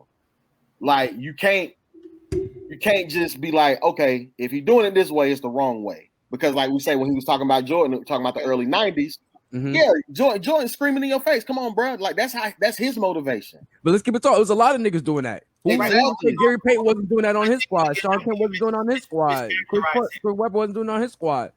Kevin Garnett. Right. I didn't say that Kevin Garnett. Was the times. I'm saying when we're talking about mentorship and leadership, that wasn't it. But who's to say that might have been that for that person that he was talking to? Some people might have needed that type of leadership back then. This is where the argument comes in. Name me a rookie that played with Jordan, that was developed, that was a shooting guard or forward, besides Scottie Pippen, that came on the Bulls, was drafted by the Bulls, that actually developed into something. But did we really care about that? Hold on, Reg. Did we really care about that? Did we really care about that back then? Did we really care about that back then as much as did we really? Listen to what I'm gonna say. Did we put that more so on the? I'm gonna reword it. Did we put that more on the coach than we did the player? No, but Jordan's documentary already made it clear that he was the one who was breaking rookies. He was the one screaming in people's faces when new people came onto the team. So was Charles Oakley. He said that it was his business to establish to them that this team is. Nigga was terrorizing. So was Charles Oakley though. Oakley was doing the same thing though. And I want to frame the argument. The argument is when we talk about CP3, I said his mentorship and leadership matters because of the way he transformed his players around him. I agree with that though. Jordan, because I'm saying Jordan is an example of bad transformative leadership. I agree with you on that in the sense of trial and error. I agree with you in the sense of trial and error. People learning from the past. I'll give you that. But that goes in the change of times though. Right, but you know what I'm saying?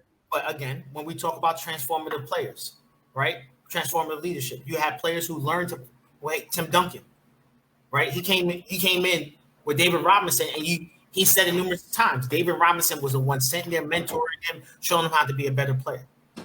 But right? can I throw a random in there? Not to cut you off, I swear. But do you think? All right, we say that with his personal players, but when you think of people who were actually influenced by MJ, coming after him, and literally took a mentorship from watching him play. I think we can't do that. We can't do that. Do you say Mr. Rogers is your best friend because he told you that on TV? No, I say that in the sense of I'm talking about literally baller to baller. When you watching baller to baller, it's a different thing. I could watch as a fan and look at MJ's differently and say like, okay, that's amazing. You're saying now is individual play and how his work ethic was that influenced them. I'm not denying that, and that's leading by example, and I definitely agree with that.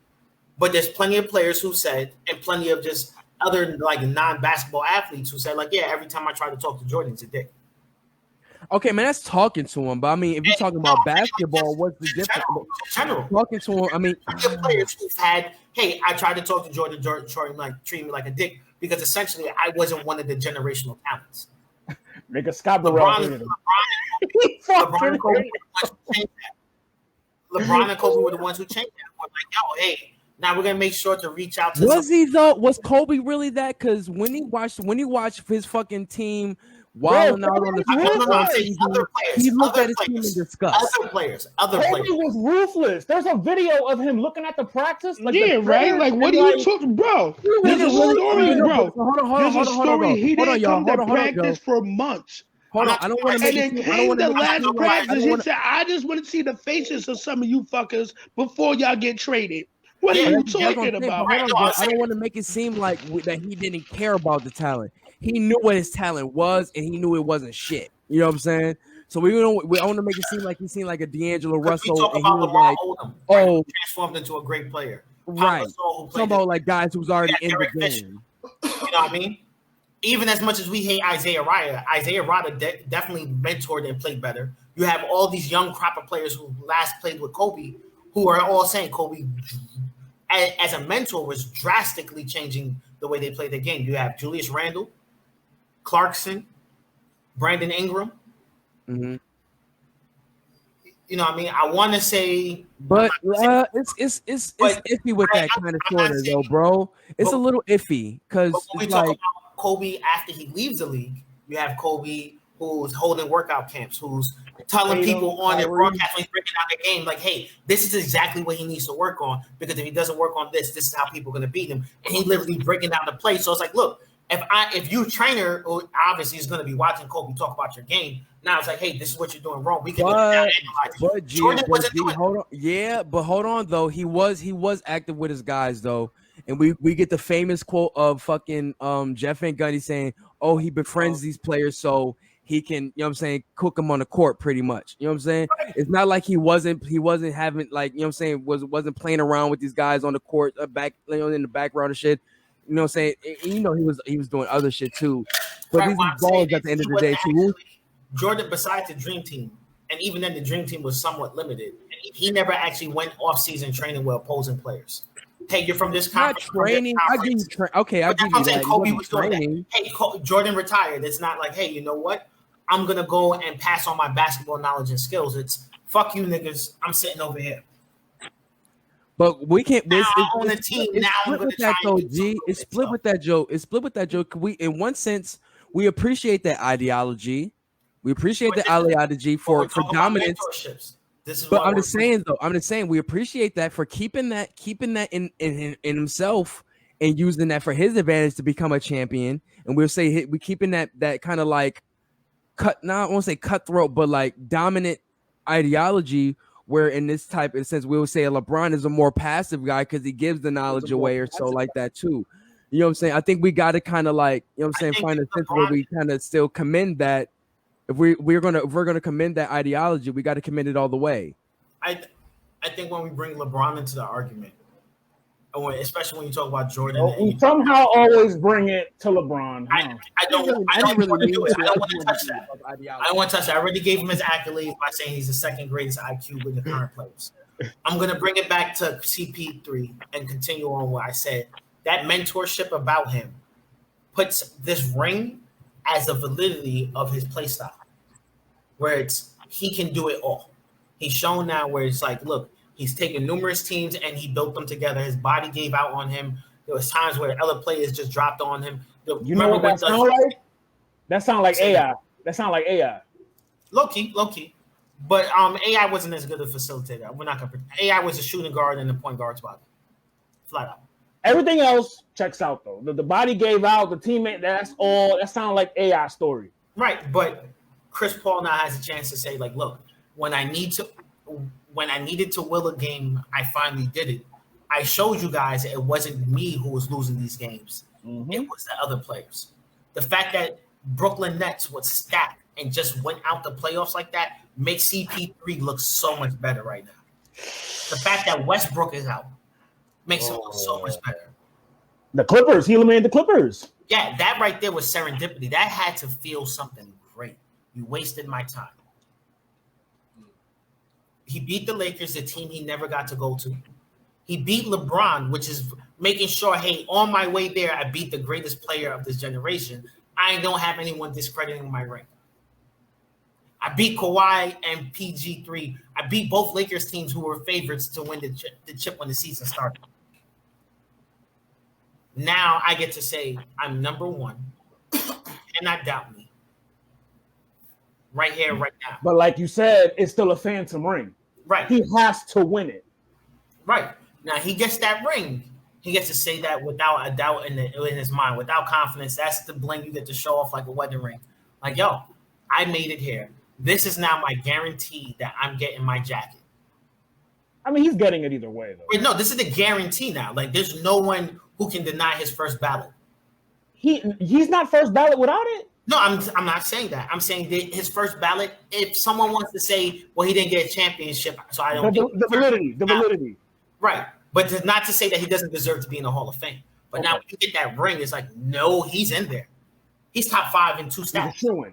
Because to bring it to football real quick, Eli Manning got 2 rings, first ballot, because of them 2 rings. But okay, I'm about to say that last caveat. Because of who he beat. Yeah, if he beat Joe Flacco, no one giving a fuck. No, not Joe. Like, yeah, Joe Flacco or fucking Philip. And Eli is mediocre, but he's a shoo-in because of who he beat and those rings. Those rings, niggas can say, oh, the rings don't matter. Rings, wait. Let's make this clear. He's mediocre in every quarter but the fourth quarter. That's because he triggers the I am Sam. You know what I'm saying? He gets enough hits in the game, and then suddenly he's like, ah. But to bring it back to CP3, I think, like I said, the Phantom ring,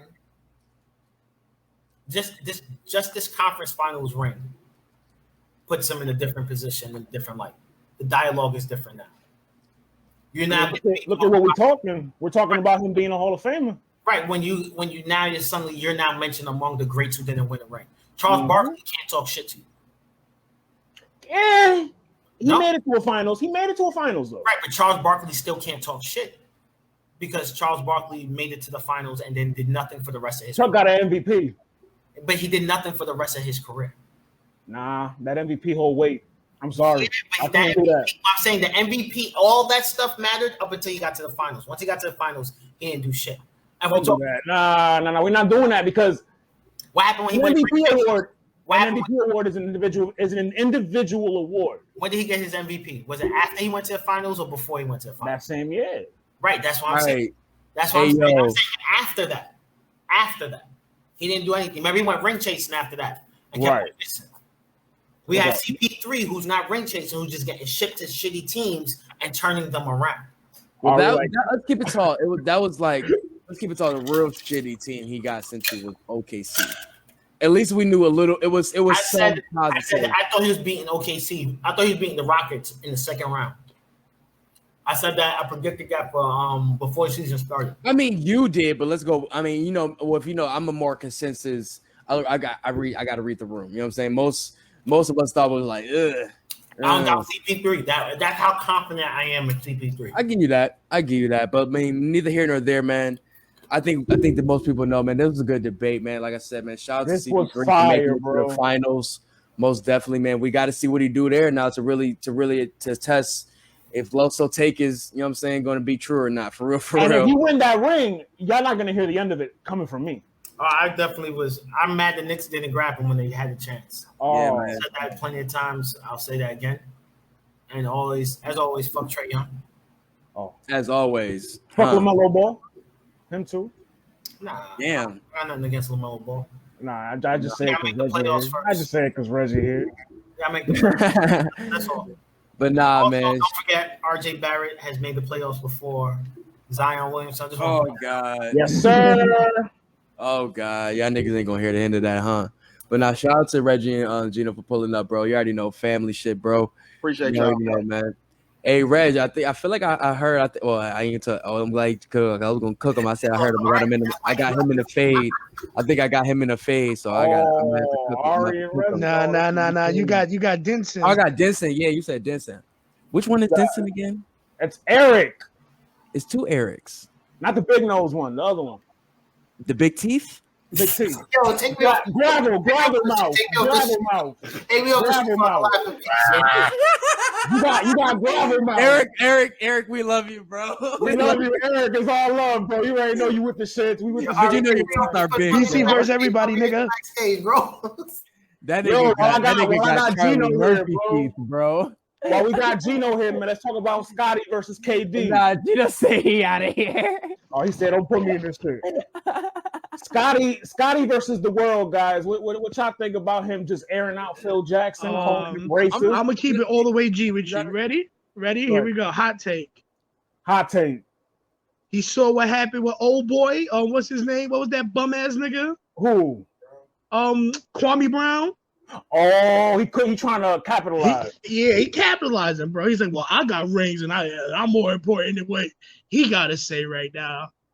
But I agree with that totally. But reason why I feel like he been kind of like setting seeds for this prior. We've been hearing little rumblings of his distaste with the Last Dance documentary.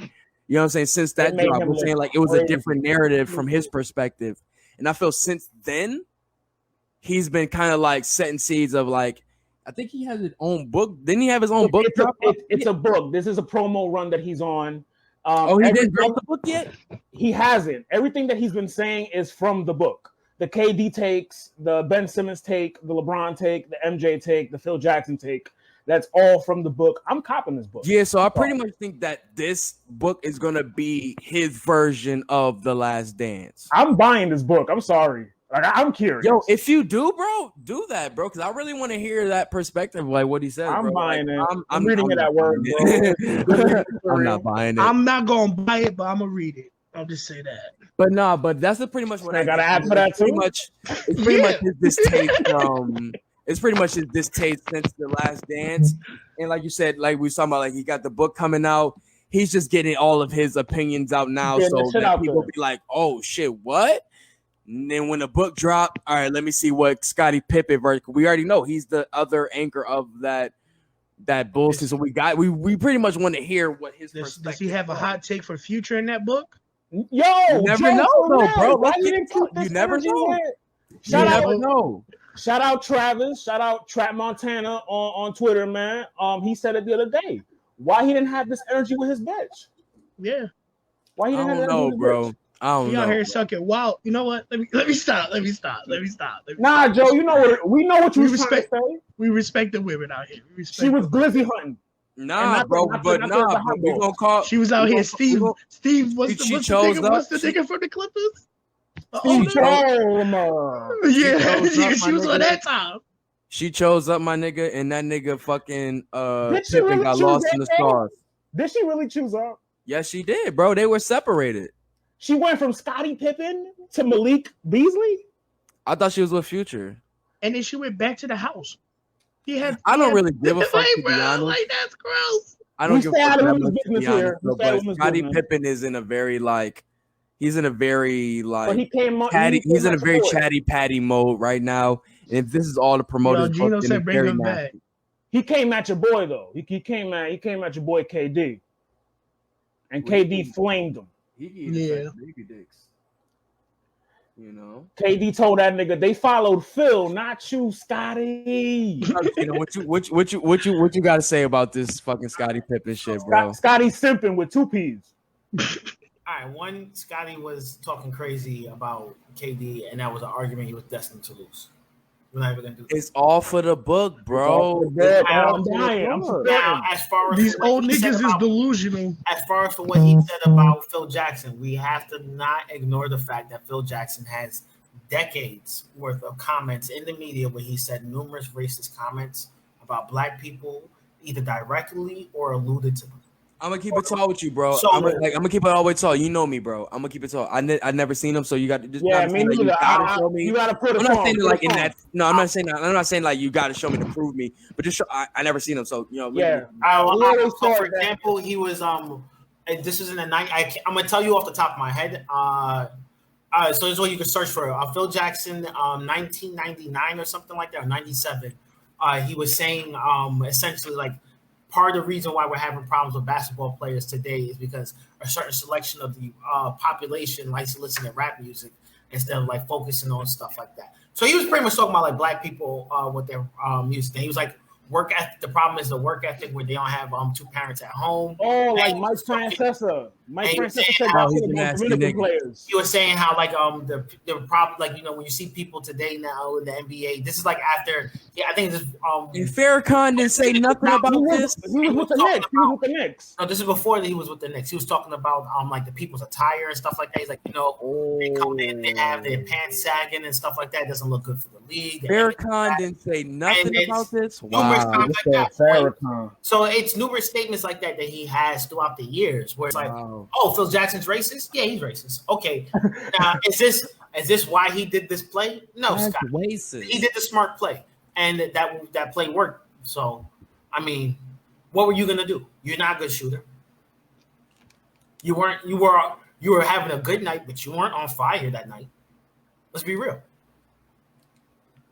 Yeah, but I ain't gonna lie. From this aspect, like I said, Gino, from this aspect, coming off the documentary and hearing he saying like, "Oh, this wasn't really how it made him look I thought it was gonna come out."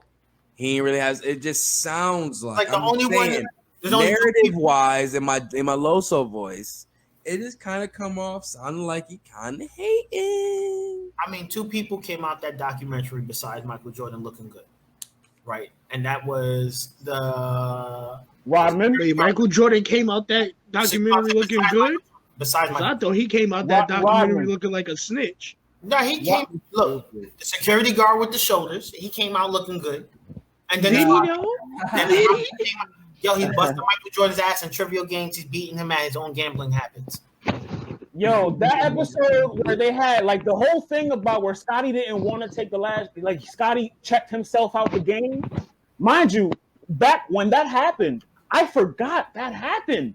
So that is now fresh in people's minds that Scotty gave up. You know what I'm saying? Like that. Random.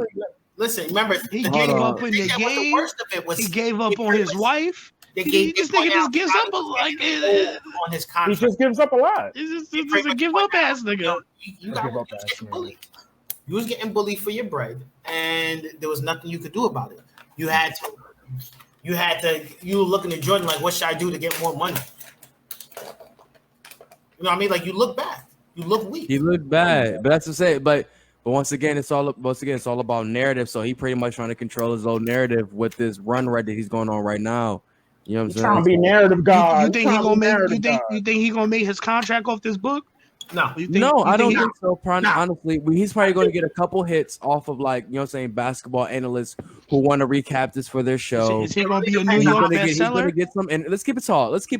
He's going to get some recaps from some shows. He's going to get a couple interviews, and then it's going to be quiet after that. Every granddad. It's not going to. It's not going to over impact. It's not going to have, bro. It's not going to have a bigger impact than what The Last Dance did. No, but this is not. It really depends on what's in that book. It got the people talking. That's let's keep it tall. Let's keep it tall. Going off what he's saying, we're only going to be looking for catty shit. No, but it's the intrigue effect. Real talk. That's what I'm buying. Honest, The Last Dance was just a bunch of catty shit. Low key, it was. They was out there just it was recorded. It was backstory. I still want to know what Kenny Lattimore song he was listening to that had his head moving like that. Feels like heaven. See, you just wanted to kill. Nah, he was all beat like a motherfucker. He was all beat like a motherfucker. I mean, look at the jeans this nigga was wearing. Of course, he was off beat. Yo, you stop there like this.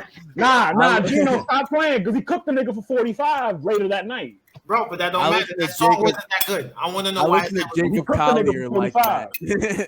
He was lying. He wasn't listening to Kenny Lattimore. That nigga was listening to Montel Jordan. This is how we do it. That nigga was listening to Harry and the Blowfish. I want to be with you. I want to be with you. See the pop go with it and everything. Who's on the cover of 2K22? Sue said he had the exclusive. Sue is dead. Oh, well, I guess you got the exclusive then. Suicide. Wait, we need to put Sue aside. Who's on the cover of 2K22 in your opinion? Shit, I don't even know who's on the cover. I seen the cover. It had like KD. Then it's Dirk, good. And Sue's alive. He's arrived. He's still arrived in my Norbit voice. Okay. On the this Lakers, bullshit. Anthony Davis. This bullshit. Was it LeBron James? Art, bro. Is it Donovan Mitchell? Donovan He Mitchell? said it's a legend.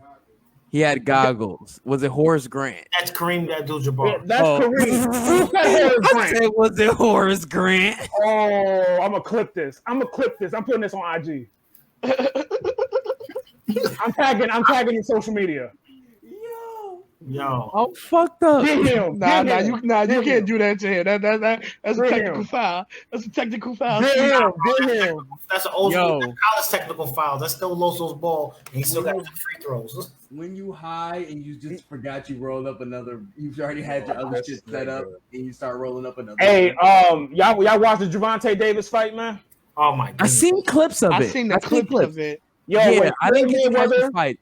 And I'm mad I didn't catch the fight. Dates to that boy. He was losing when Floyd spoke to him, and Floyd told that nigga, he was like, "Listen, I know you don't want to hear this right now, but you losing.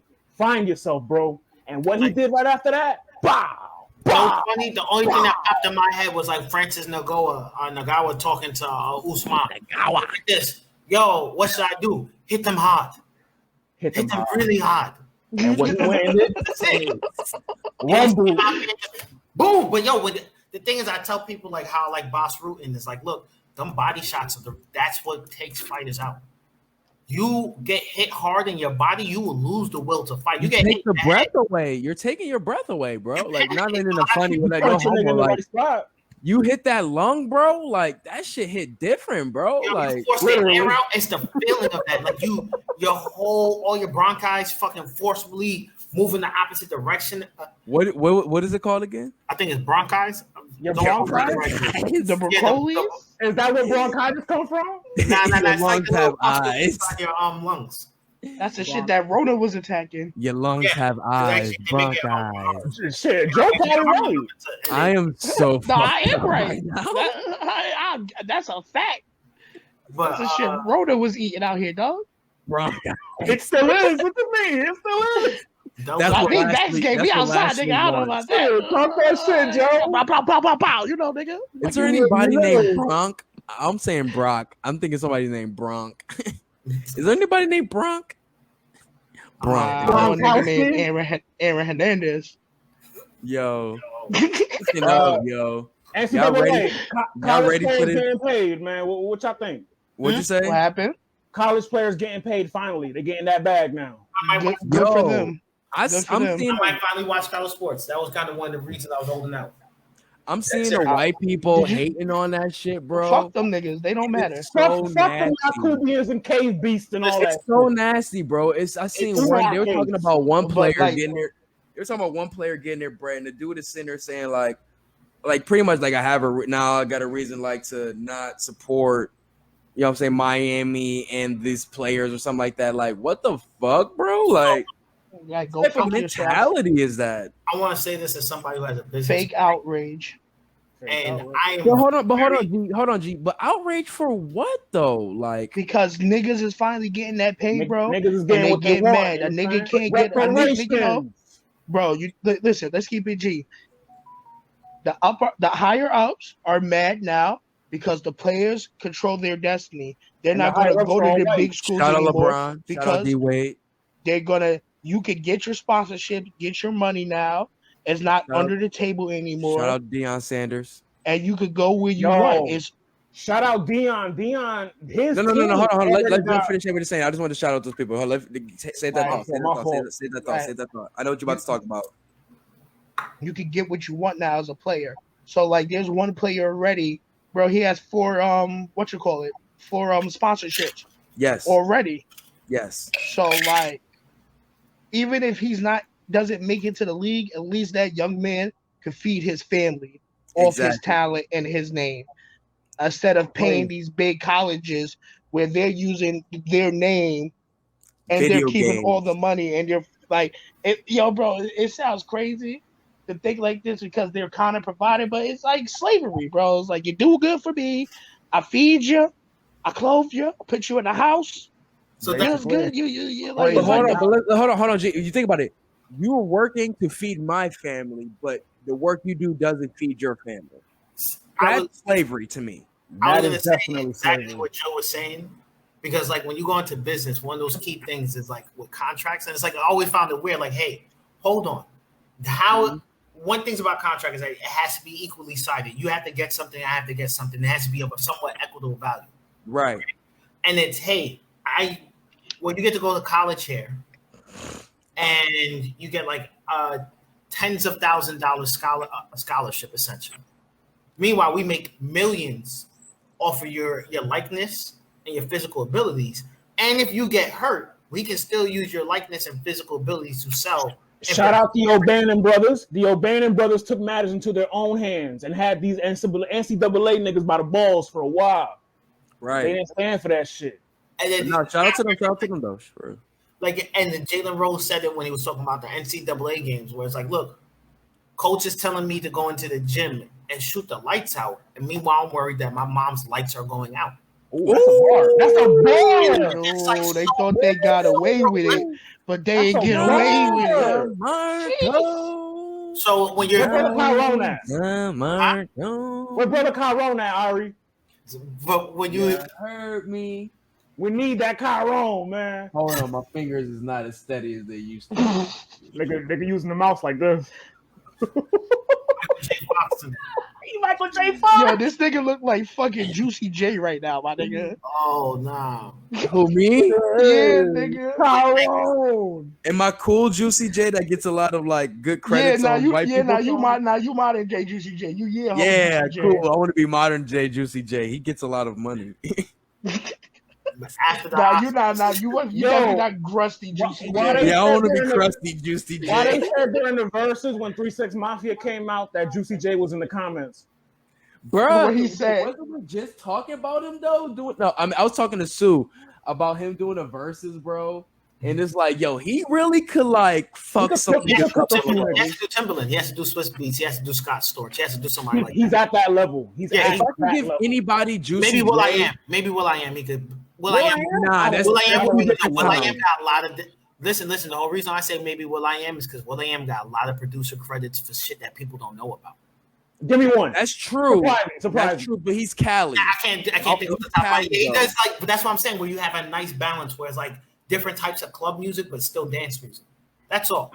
But the reason why I want to say I want to put Juicy J versus another Southern artist because I want Magic getting cooked in a versus by Will.i.am as a street rapper. Man, like you gotta go back to your block. Will.i.am do a versus. Look, it's not about just winning against the American black people. It's about international black people. Will.i.am is big international. Oh nah, yeah, Will touched. He's gonna bring a lot of eyes into. Will.i.am has all of Asia Pacific is going to be voting for him. Yo, I was just about to he got North Korea on lock, nigga. I was listening to the JBP. You stupid Joe. DJ Drama. Who would you put DJ Drama in a mixtape versus with? A mixtape versus. I will put him. I'll put him versus. We'll do one DJ. We'll go around in the me personally, I'm putting him against DJ Green Lantern.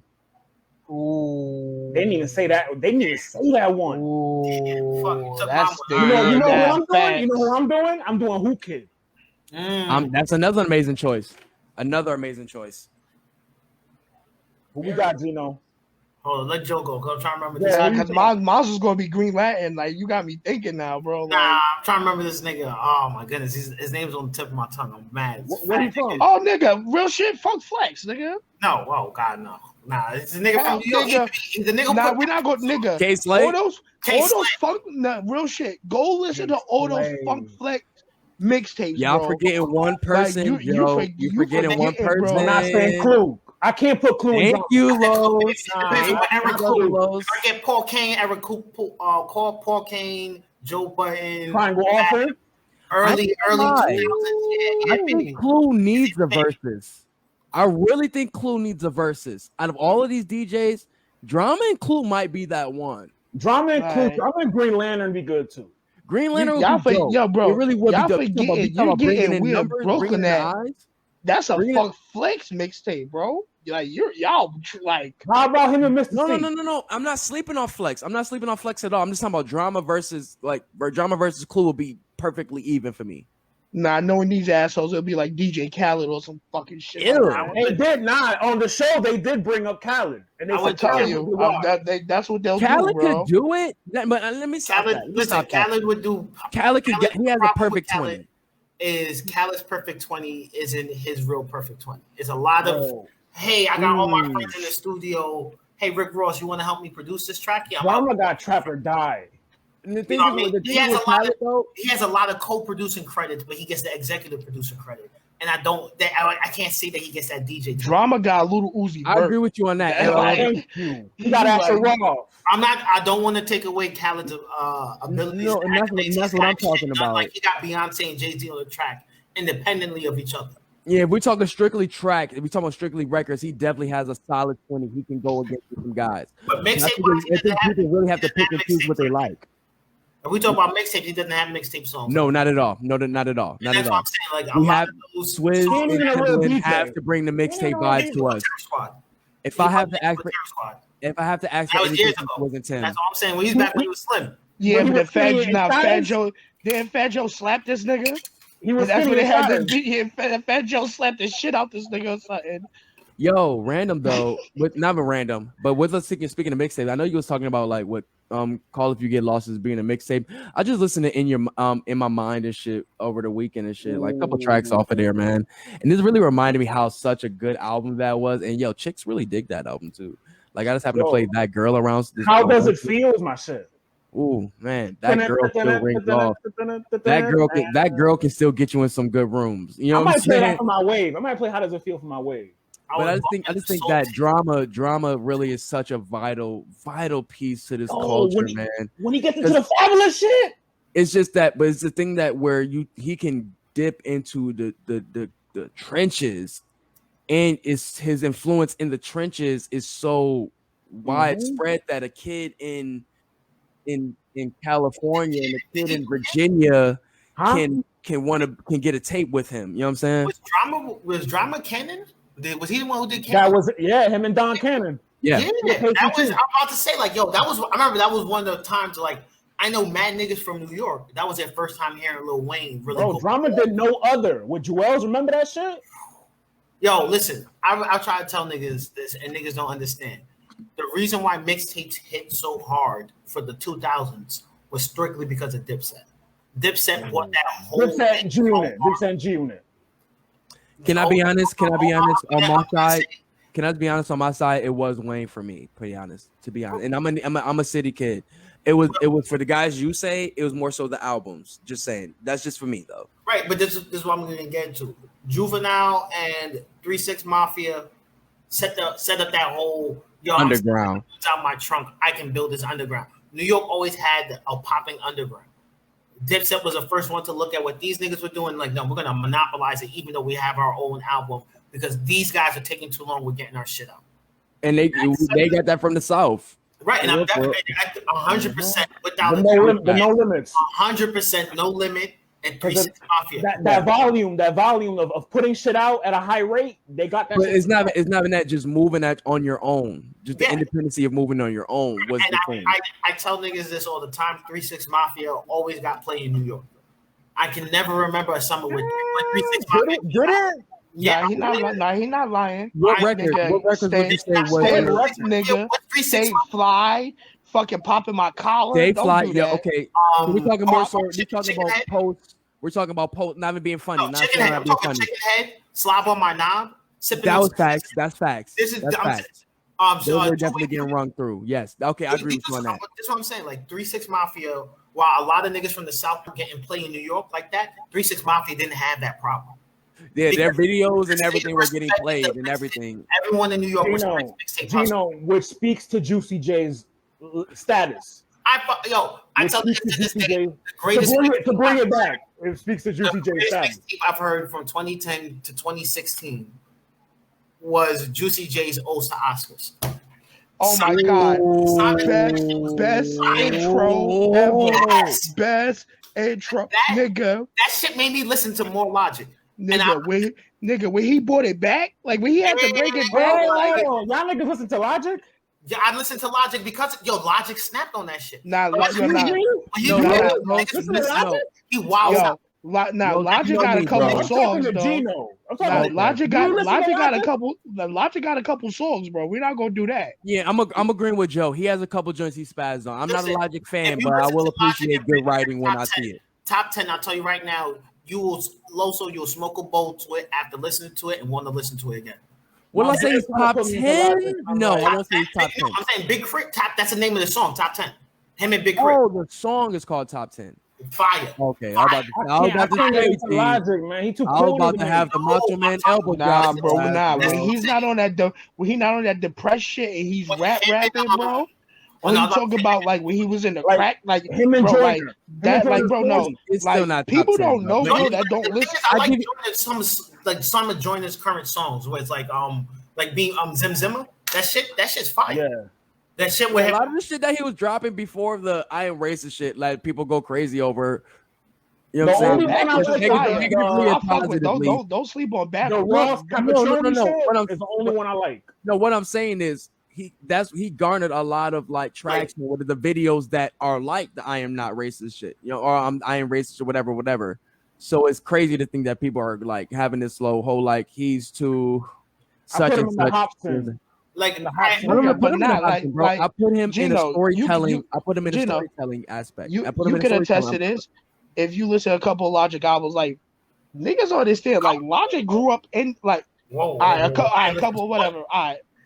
Like if you listen to a couple of his shits, bro, Logic grew up in the streets, bro. Like Logic grew up in a crack house. Like my only Logic, nigga, Logic. That like y'all need to go. Like don't take your glasses off and look. Like go look at Logic's story, bro. Logic is like Logic. Where in a meth house? He Captain Cook. The problem with Logic's from the hood, bro. Logic's like he's. Like you looking around crazy. He white boy. He's Logic. not white, bro. He's white boy Rick. He white boy Rick. Black. Logic's black. I ain't gonna lie, Joe. I have a cousin who is like the same complexion. There's no trust me. You already know me. I love all shades of black. But I can't lie, bro. Like my cousin, he's like that shade, and he like is pretty much kind of like identifies as white.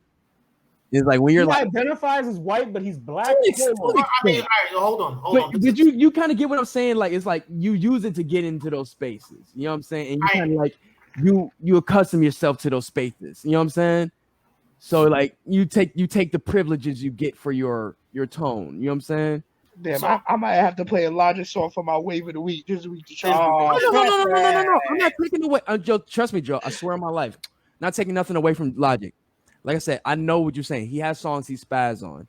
He has definitely songs he spaz on. But can I get into the person Logic? No, per se, I can't. I'm sorry, I really can't. Oh yeah, no, I could definitely get you on that. Like, but no, I could get with like Logic, like low key. We'd be like, "Yo, Logic, why don't you hang out with your fans? I don't fuck with nobody." Yeah, I can respect that. Is that mad songs?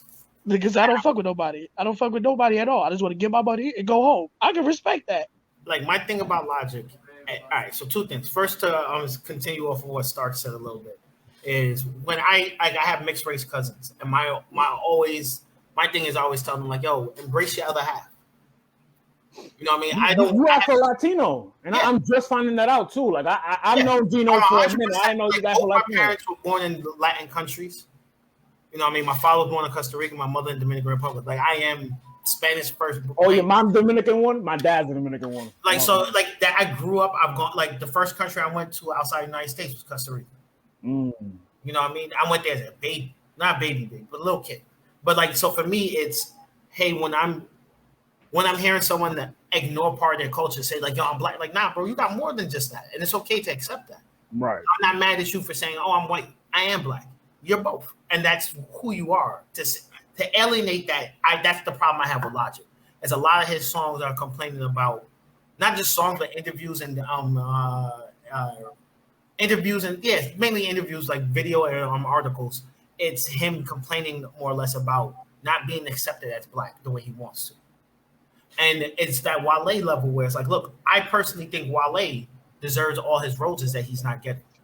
True. Facts. But the problem with Wale is Wale complains that he's not getting his roses instead of saying, look, here goes my discography. Look through it.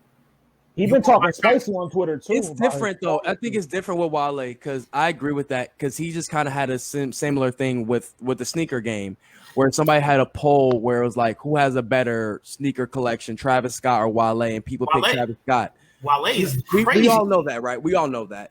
But the people picked Travis Scott through the poll, and Wale didn't argue about it. He didn't go crazy about it. He was like, yo, you know what? Let's go check my new single out. You know what I'm saying? I think Wale's in a space where it's like, right. Like, definitely, it's I'm like, glad for that. Like, you know what I'm saying? Like, I know what I did. The people who follow me know what I did. Like, the people that's going to hate or don't really know, they just not going to know. You know what I'm saying? And I can agree. I can kind of feel Wale on that because, like, how many times am I going to get people to understand, like, I've been doing this? You know what I'm saying? He's still getting slighted, bro. He never gets his respect. It's always like, yo, Wale's a crybaby. I mean, but bro, it goes back to the conversation we had earlier with Scottie Pippen with Dennis Rodman, bro. He's player 3 on with his Rick Ross, Meek Mills, than him, bro. We're not talking about that specifically. Like, we're talking about if you dissected Wale specifically in his career compared to his peers. But I'm explaining why. But right there, he's under Rick Ross is number 1, Meek Mills is number 2, he's number 3. So right there, he's gonna get overlooked in his class. Even before that, Rick Ross is not in his class. He's got Drake. No, you're not hearing what I'm saying. You have Big Sean, Kendrick. They're all over. Yeah, right. I get what you're saying, but more so what I'm looking at is like we know Wale on the come up. When Wale on those college runs, the college era, he was the one. So was Travis Porter, but no one brings them up. It was literally once he signed to MMG, people had a distaste for that. Yeah, they didn't and they turned on him, bro. They literally turned on Wale. Ambition. My favorite Wale album. The Gift is better than that. I agree. I would agree. We had it sounds like a Maryland album. We can have that debate in the chat. I like that. We had a conversation. I go. Gifted is better than Ambition, but I go album about nothing is better than both.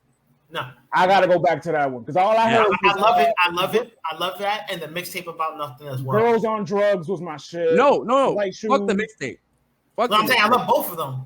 No, I'm talking about the album. The album he made. Where he had like SZA on there. I think he had That's the one with Pretty Girls on it. He had Neo. No, not Pretty Girls. Not Pretty Girls. No. That was the one before that. You're right.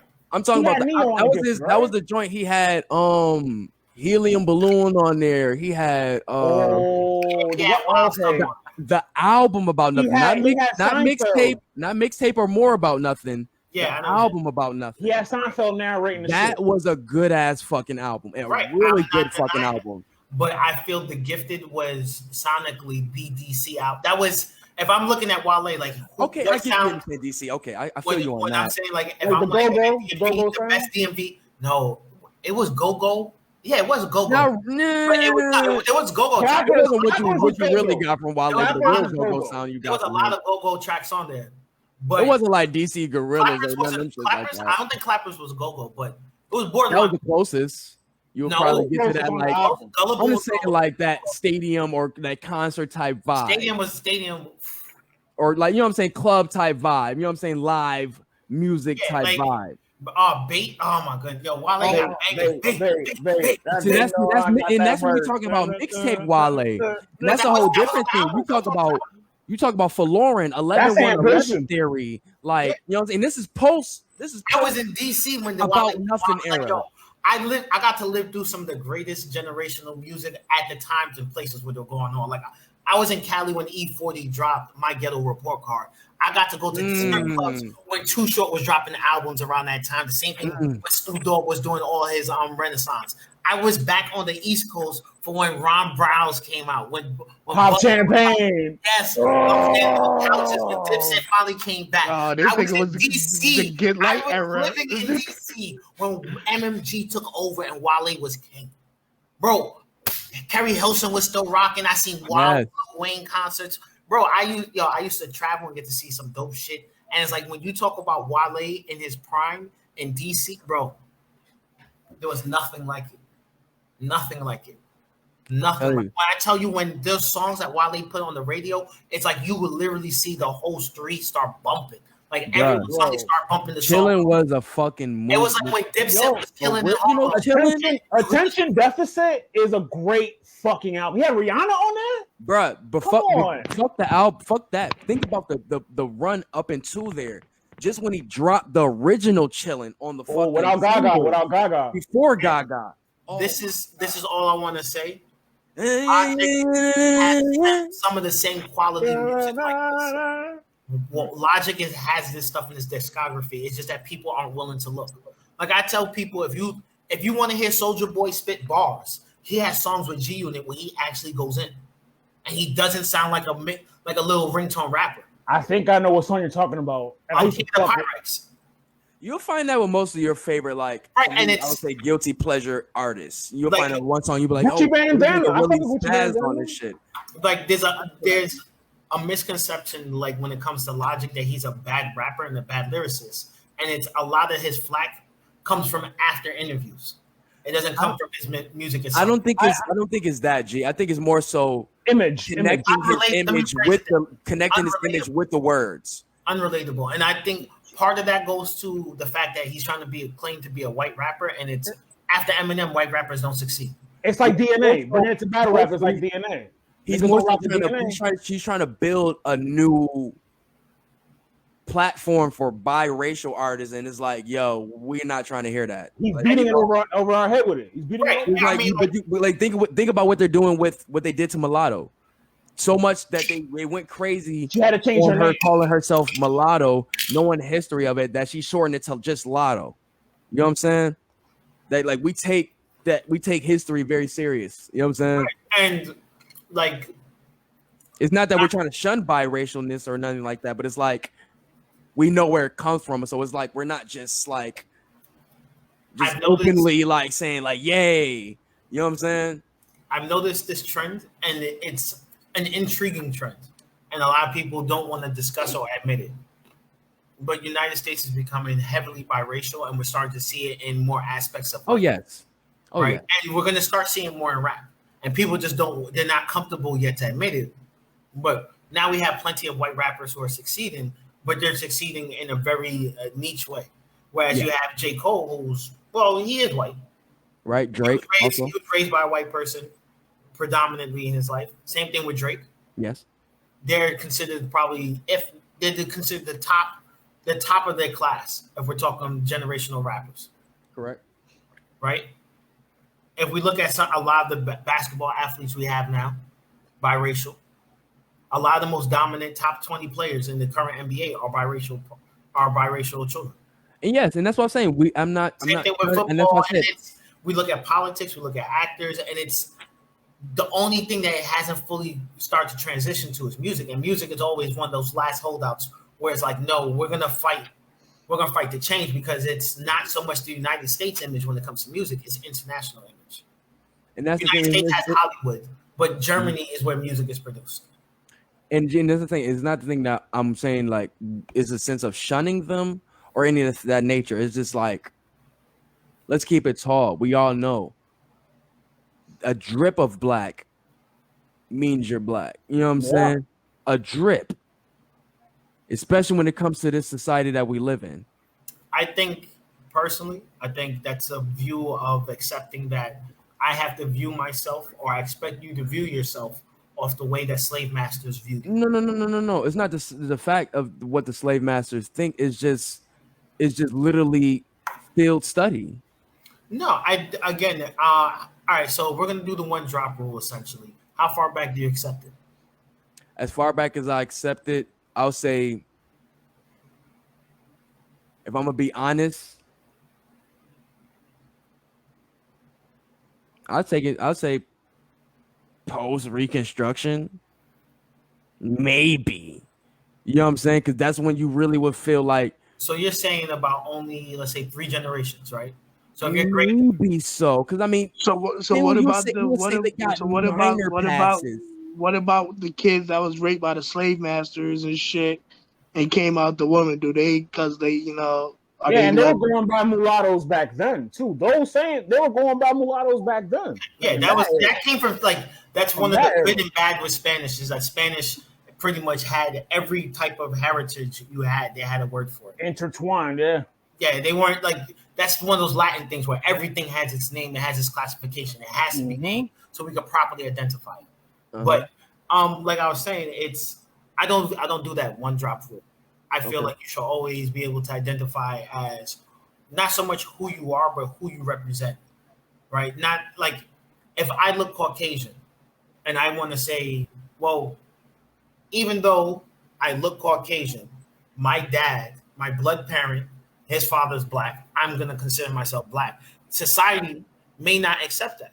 Like Slash from Guns N' Roses. I agree with you on that. I agree with that too. Looks white, but when you see him next to his mom, it's suddenly like, oh shit, he's a light-skinned black guy. So about Slash? Wait.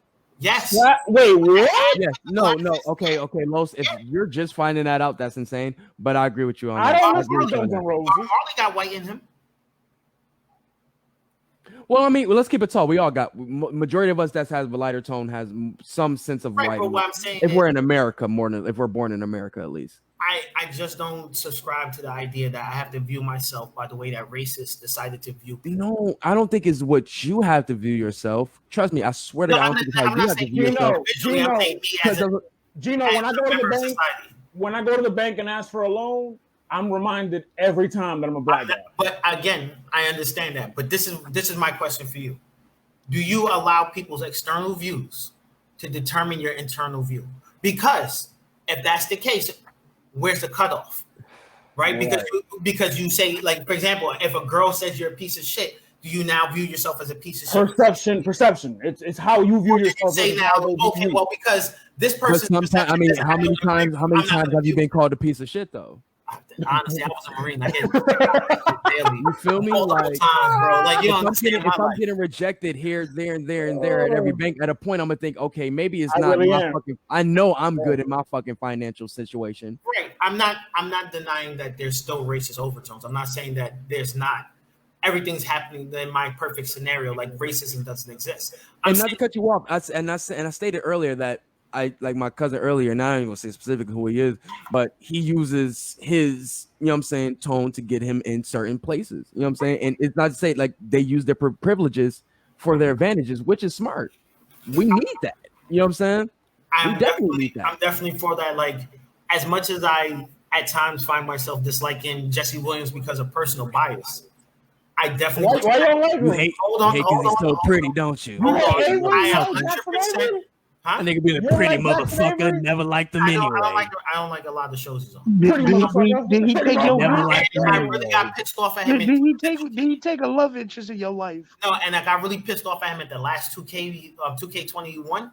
I really didn't like him to play. Oh, you didn't like that? He was your father? Yeah. You didn't like that? It was your father? Why you gonna force somebody to get that? He's a dad. Why you dad? Yeah, he's a dad. He's like, yo, imagine a nigga you hate. Why you like you enjoying 2K and the nigga's like, hold on, Joe. It's Bobby.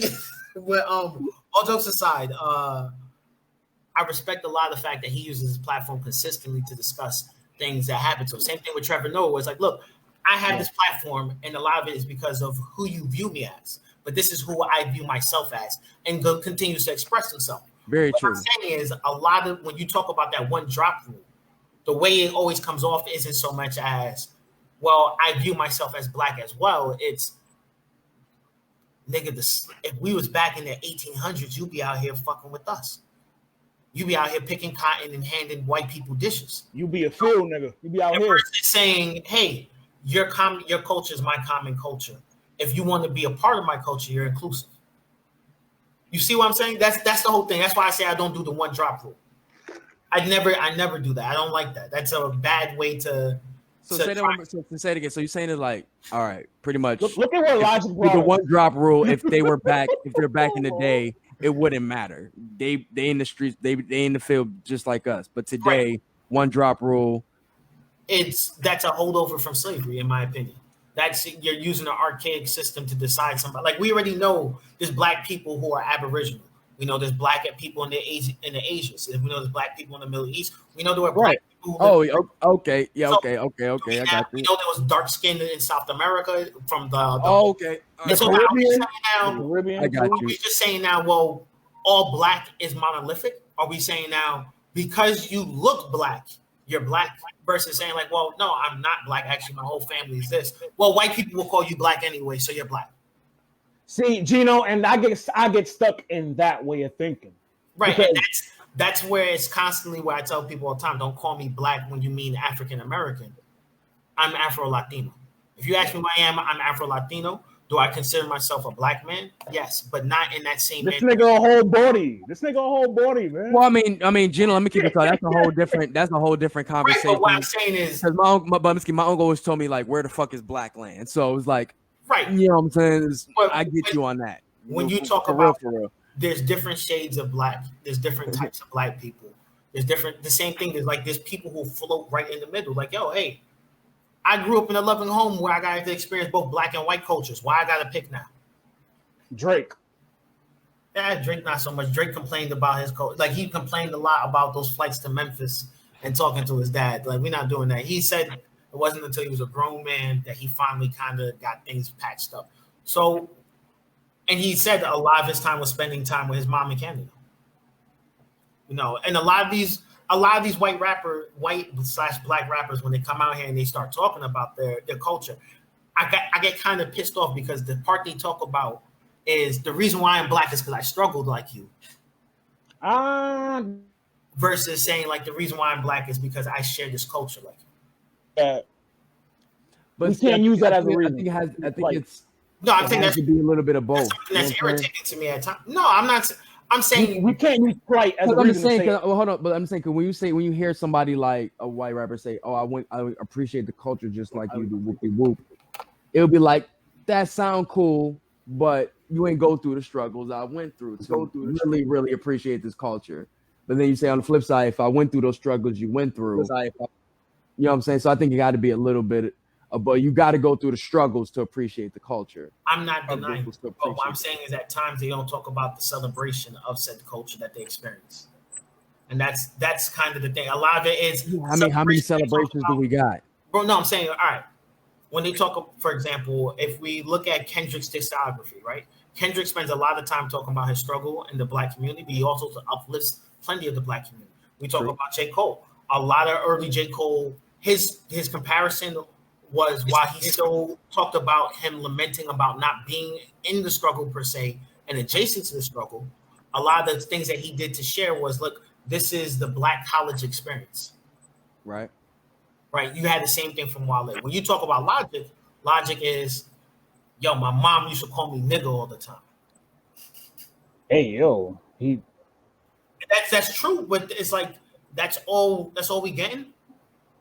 Weren't you telling me about this time doing this other cultural experience? And that's I think Gino, I think that's where I'm more leading to. And how uncomfortable would y'all be if y'all heard Logic say nigga? This is how I rate it. How uncomfortable would y'all be, Gino and Joe? Let's keep it tall. We would have to be as comfortable as we will be, as Heron Cortez said. I'll be Cortez real. is Spanish. And Logic has a Black parent. So what did Gino just say? Like I can't judge him on that. Like, we've been all around. Let's talk about it. Let's go with not knowing he has a Black parent. Let's go with just based off we in the street.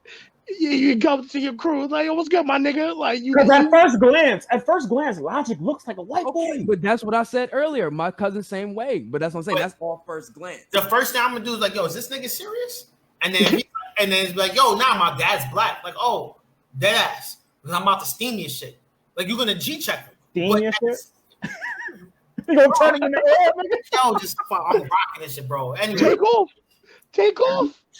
But like, yo, there's certain things like I have white passing cousins where it's like, does this mean now they have to constantly check themselves? You know what I mean?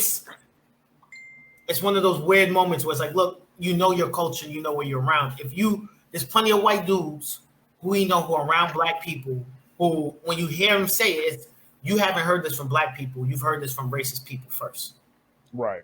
Versus where it's like Logic, if he's hanging around with Black kids all day, every day, when he says it, it's gonna be in the proper uses. It's not even gonna be something that sounds like a tongue slip. Where's a pause after? It's gonna be like, nope, just fluid anyway. Like, yo, so I was chilling. This nigga said some slick shit to me, la la la la.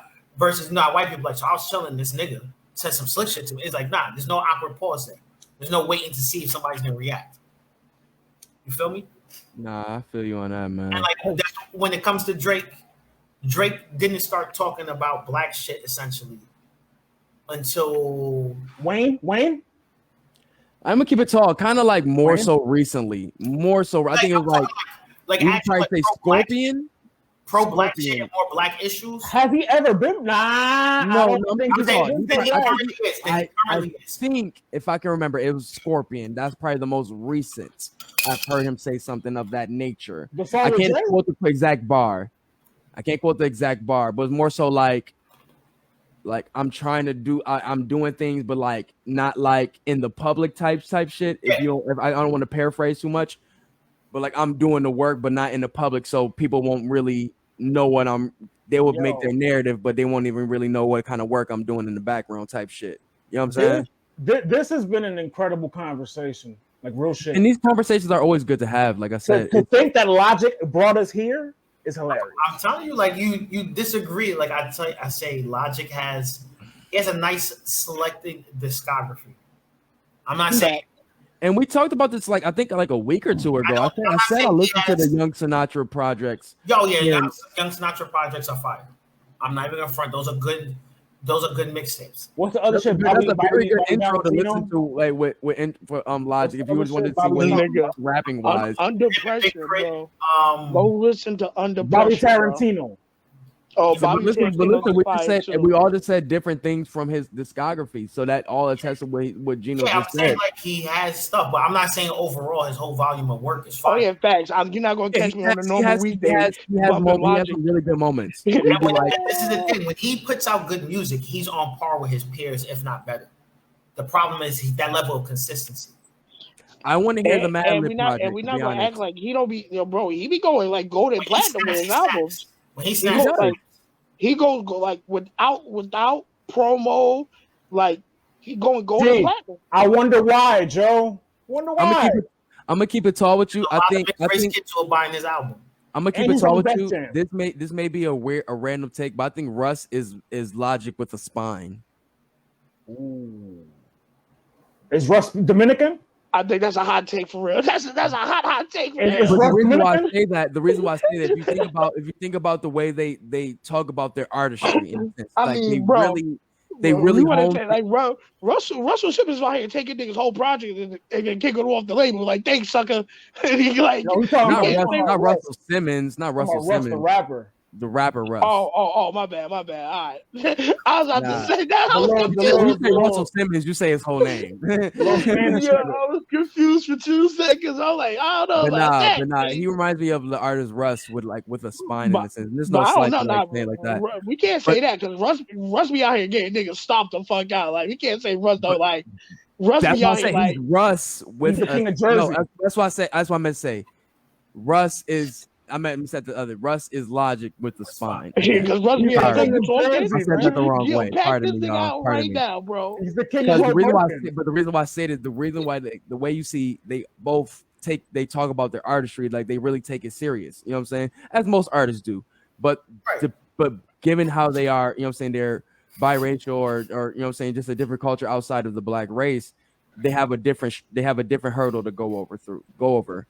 And I think with the music and the people that kind of champion their music and promote, I would say promote, but co-sign their music, it helps them, you know what I'm saying, keep the confidence in this shit. Like for me, like I said, as a not really a Logic fan, me seeing my guy like Madlib linking with him makes me think like, okay, if Madlib sees something in him, this nigga love him some Madlib. I'm not for real, bro. I think he's really one of the greatest, bro. Like I wouldn't argue that. But who he learned from?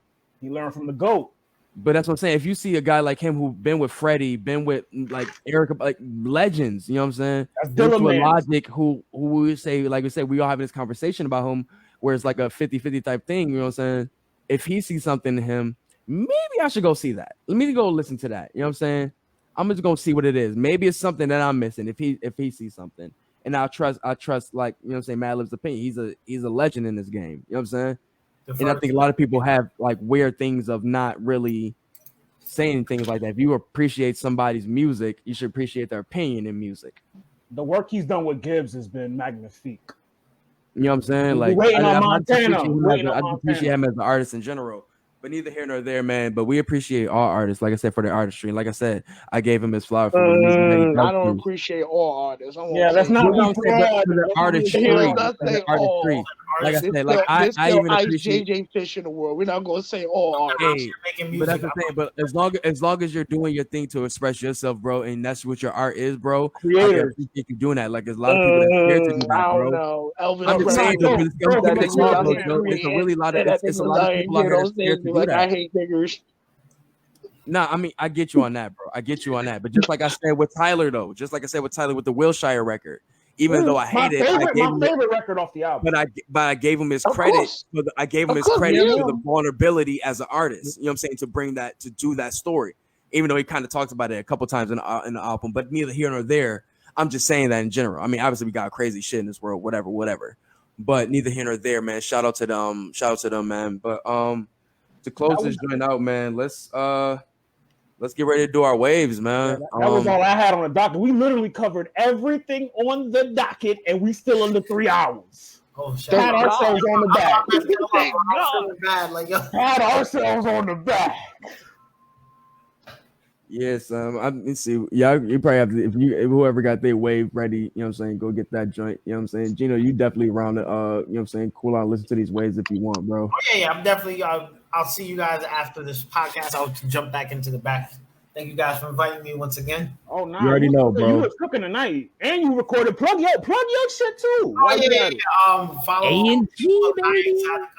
Right now we're setting up our Facebook page. Andre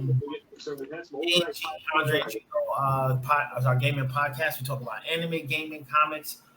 Right now, the last episode we did was featuring Sir Frass. We were doing Frass. We recorded it earlier today. It was what would you do to make the next WWE 2K game better? And we kind of chopped it down, broke down what games went wrong, where the games were right. I hope one of y'all said bring back music so we don't get generic pop niggas 7. Hey, you have to watch the podcast. We break stuff down. A lot of stuff down. I ain't gonna give it away here. Thank you again for giving me a chance of promo, man. No doubt, bro. You already know. All right, y'all. You already know, man. Let's get into these I waves. got mine queued up, man. Got it queued up, bro. Go ahead, bro. This is K. Dot Kendrick Lamar off of Damn Feel. Kendrick Lamar.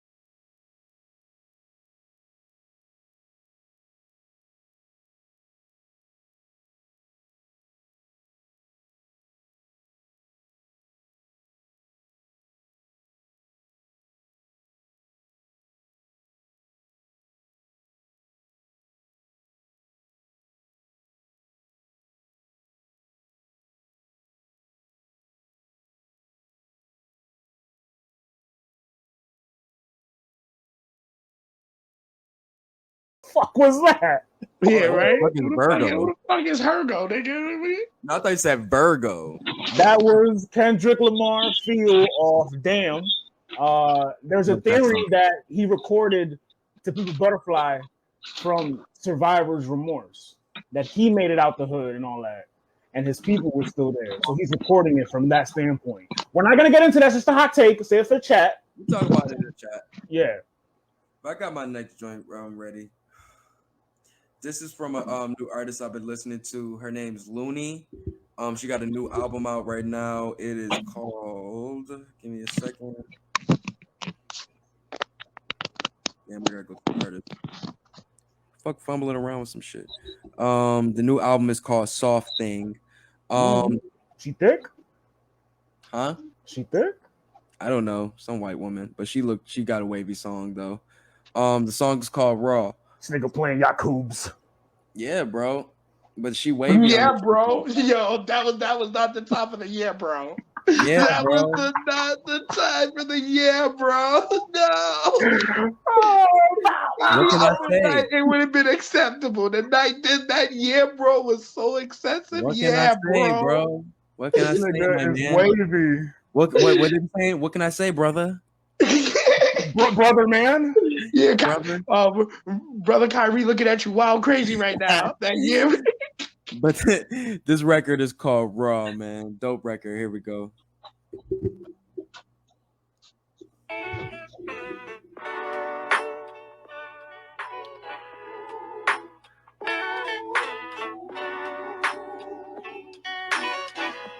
All right, that's a vibe.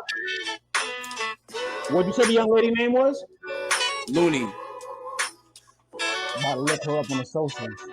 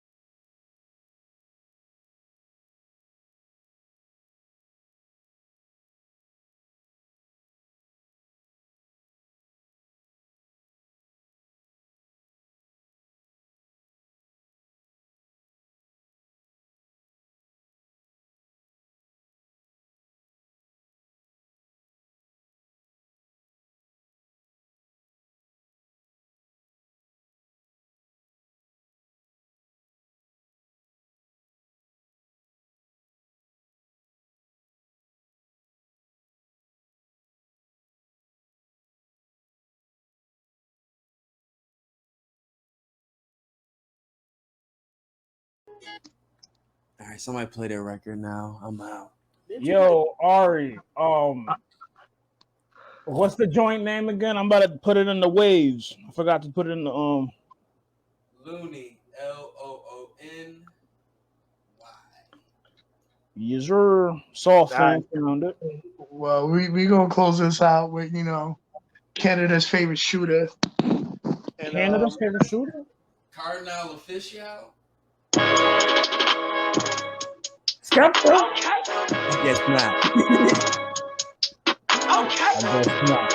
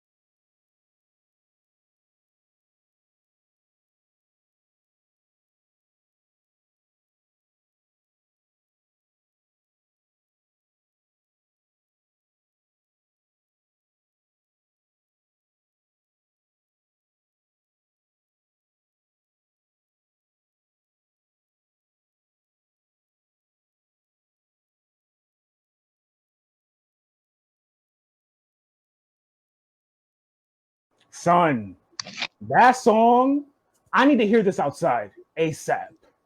Flames. I need to hear Canada's favorite shooter was wilding on that shit, bro. I can see why he was risk destroying the Meg Thee Stallion collab album for the song. I need to hear this outside ASAP. This shit is hard. That shit is different. That shit hit different. The video hit different, bro. That song is better than his dignity altogether. Shout out Meg Thee Stallion. That's what you're saying. Oh, you trying to be funny? Shout out to the sponsors. Find us all on our social media.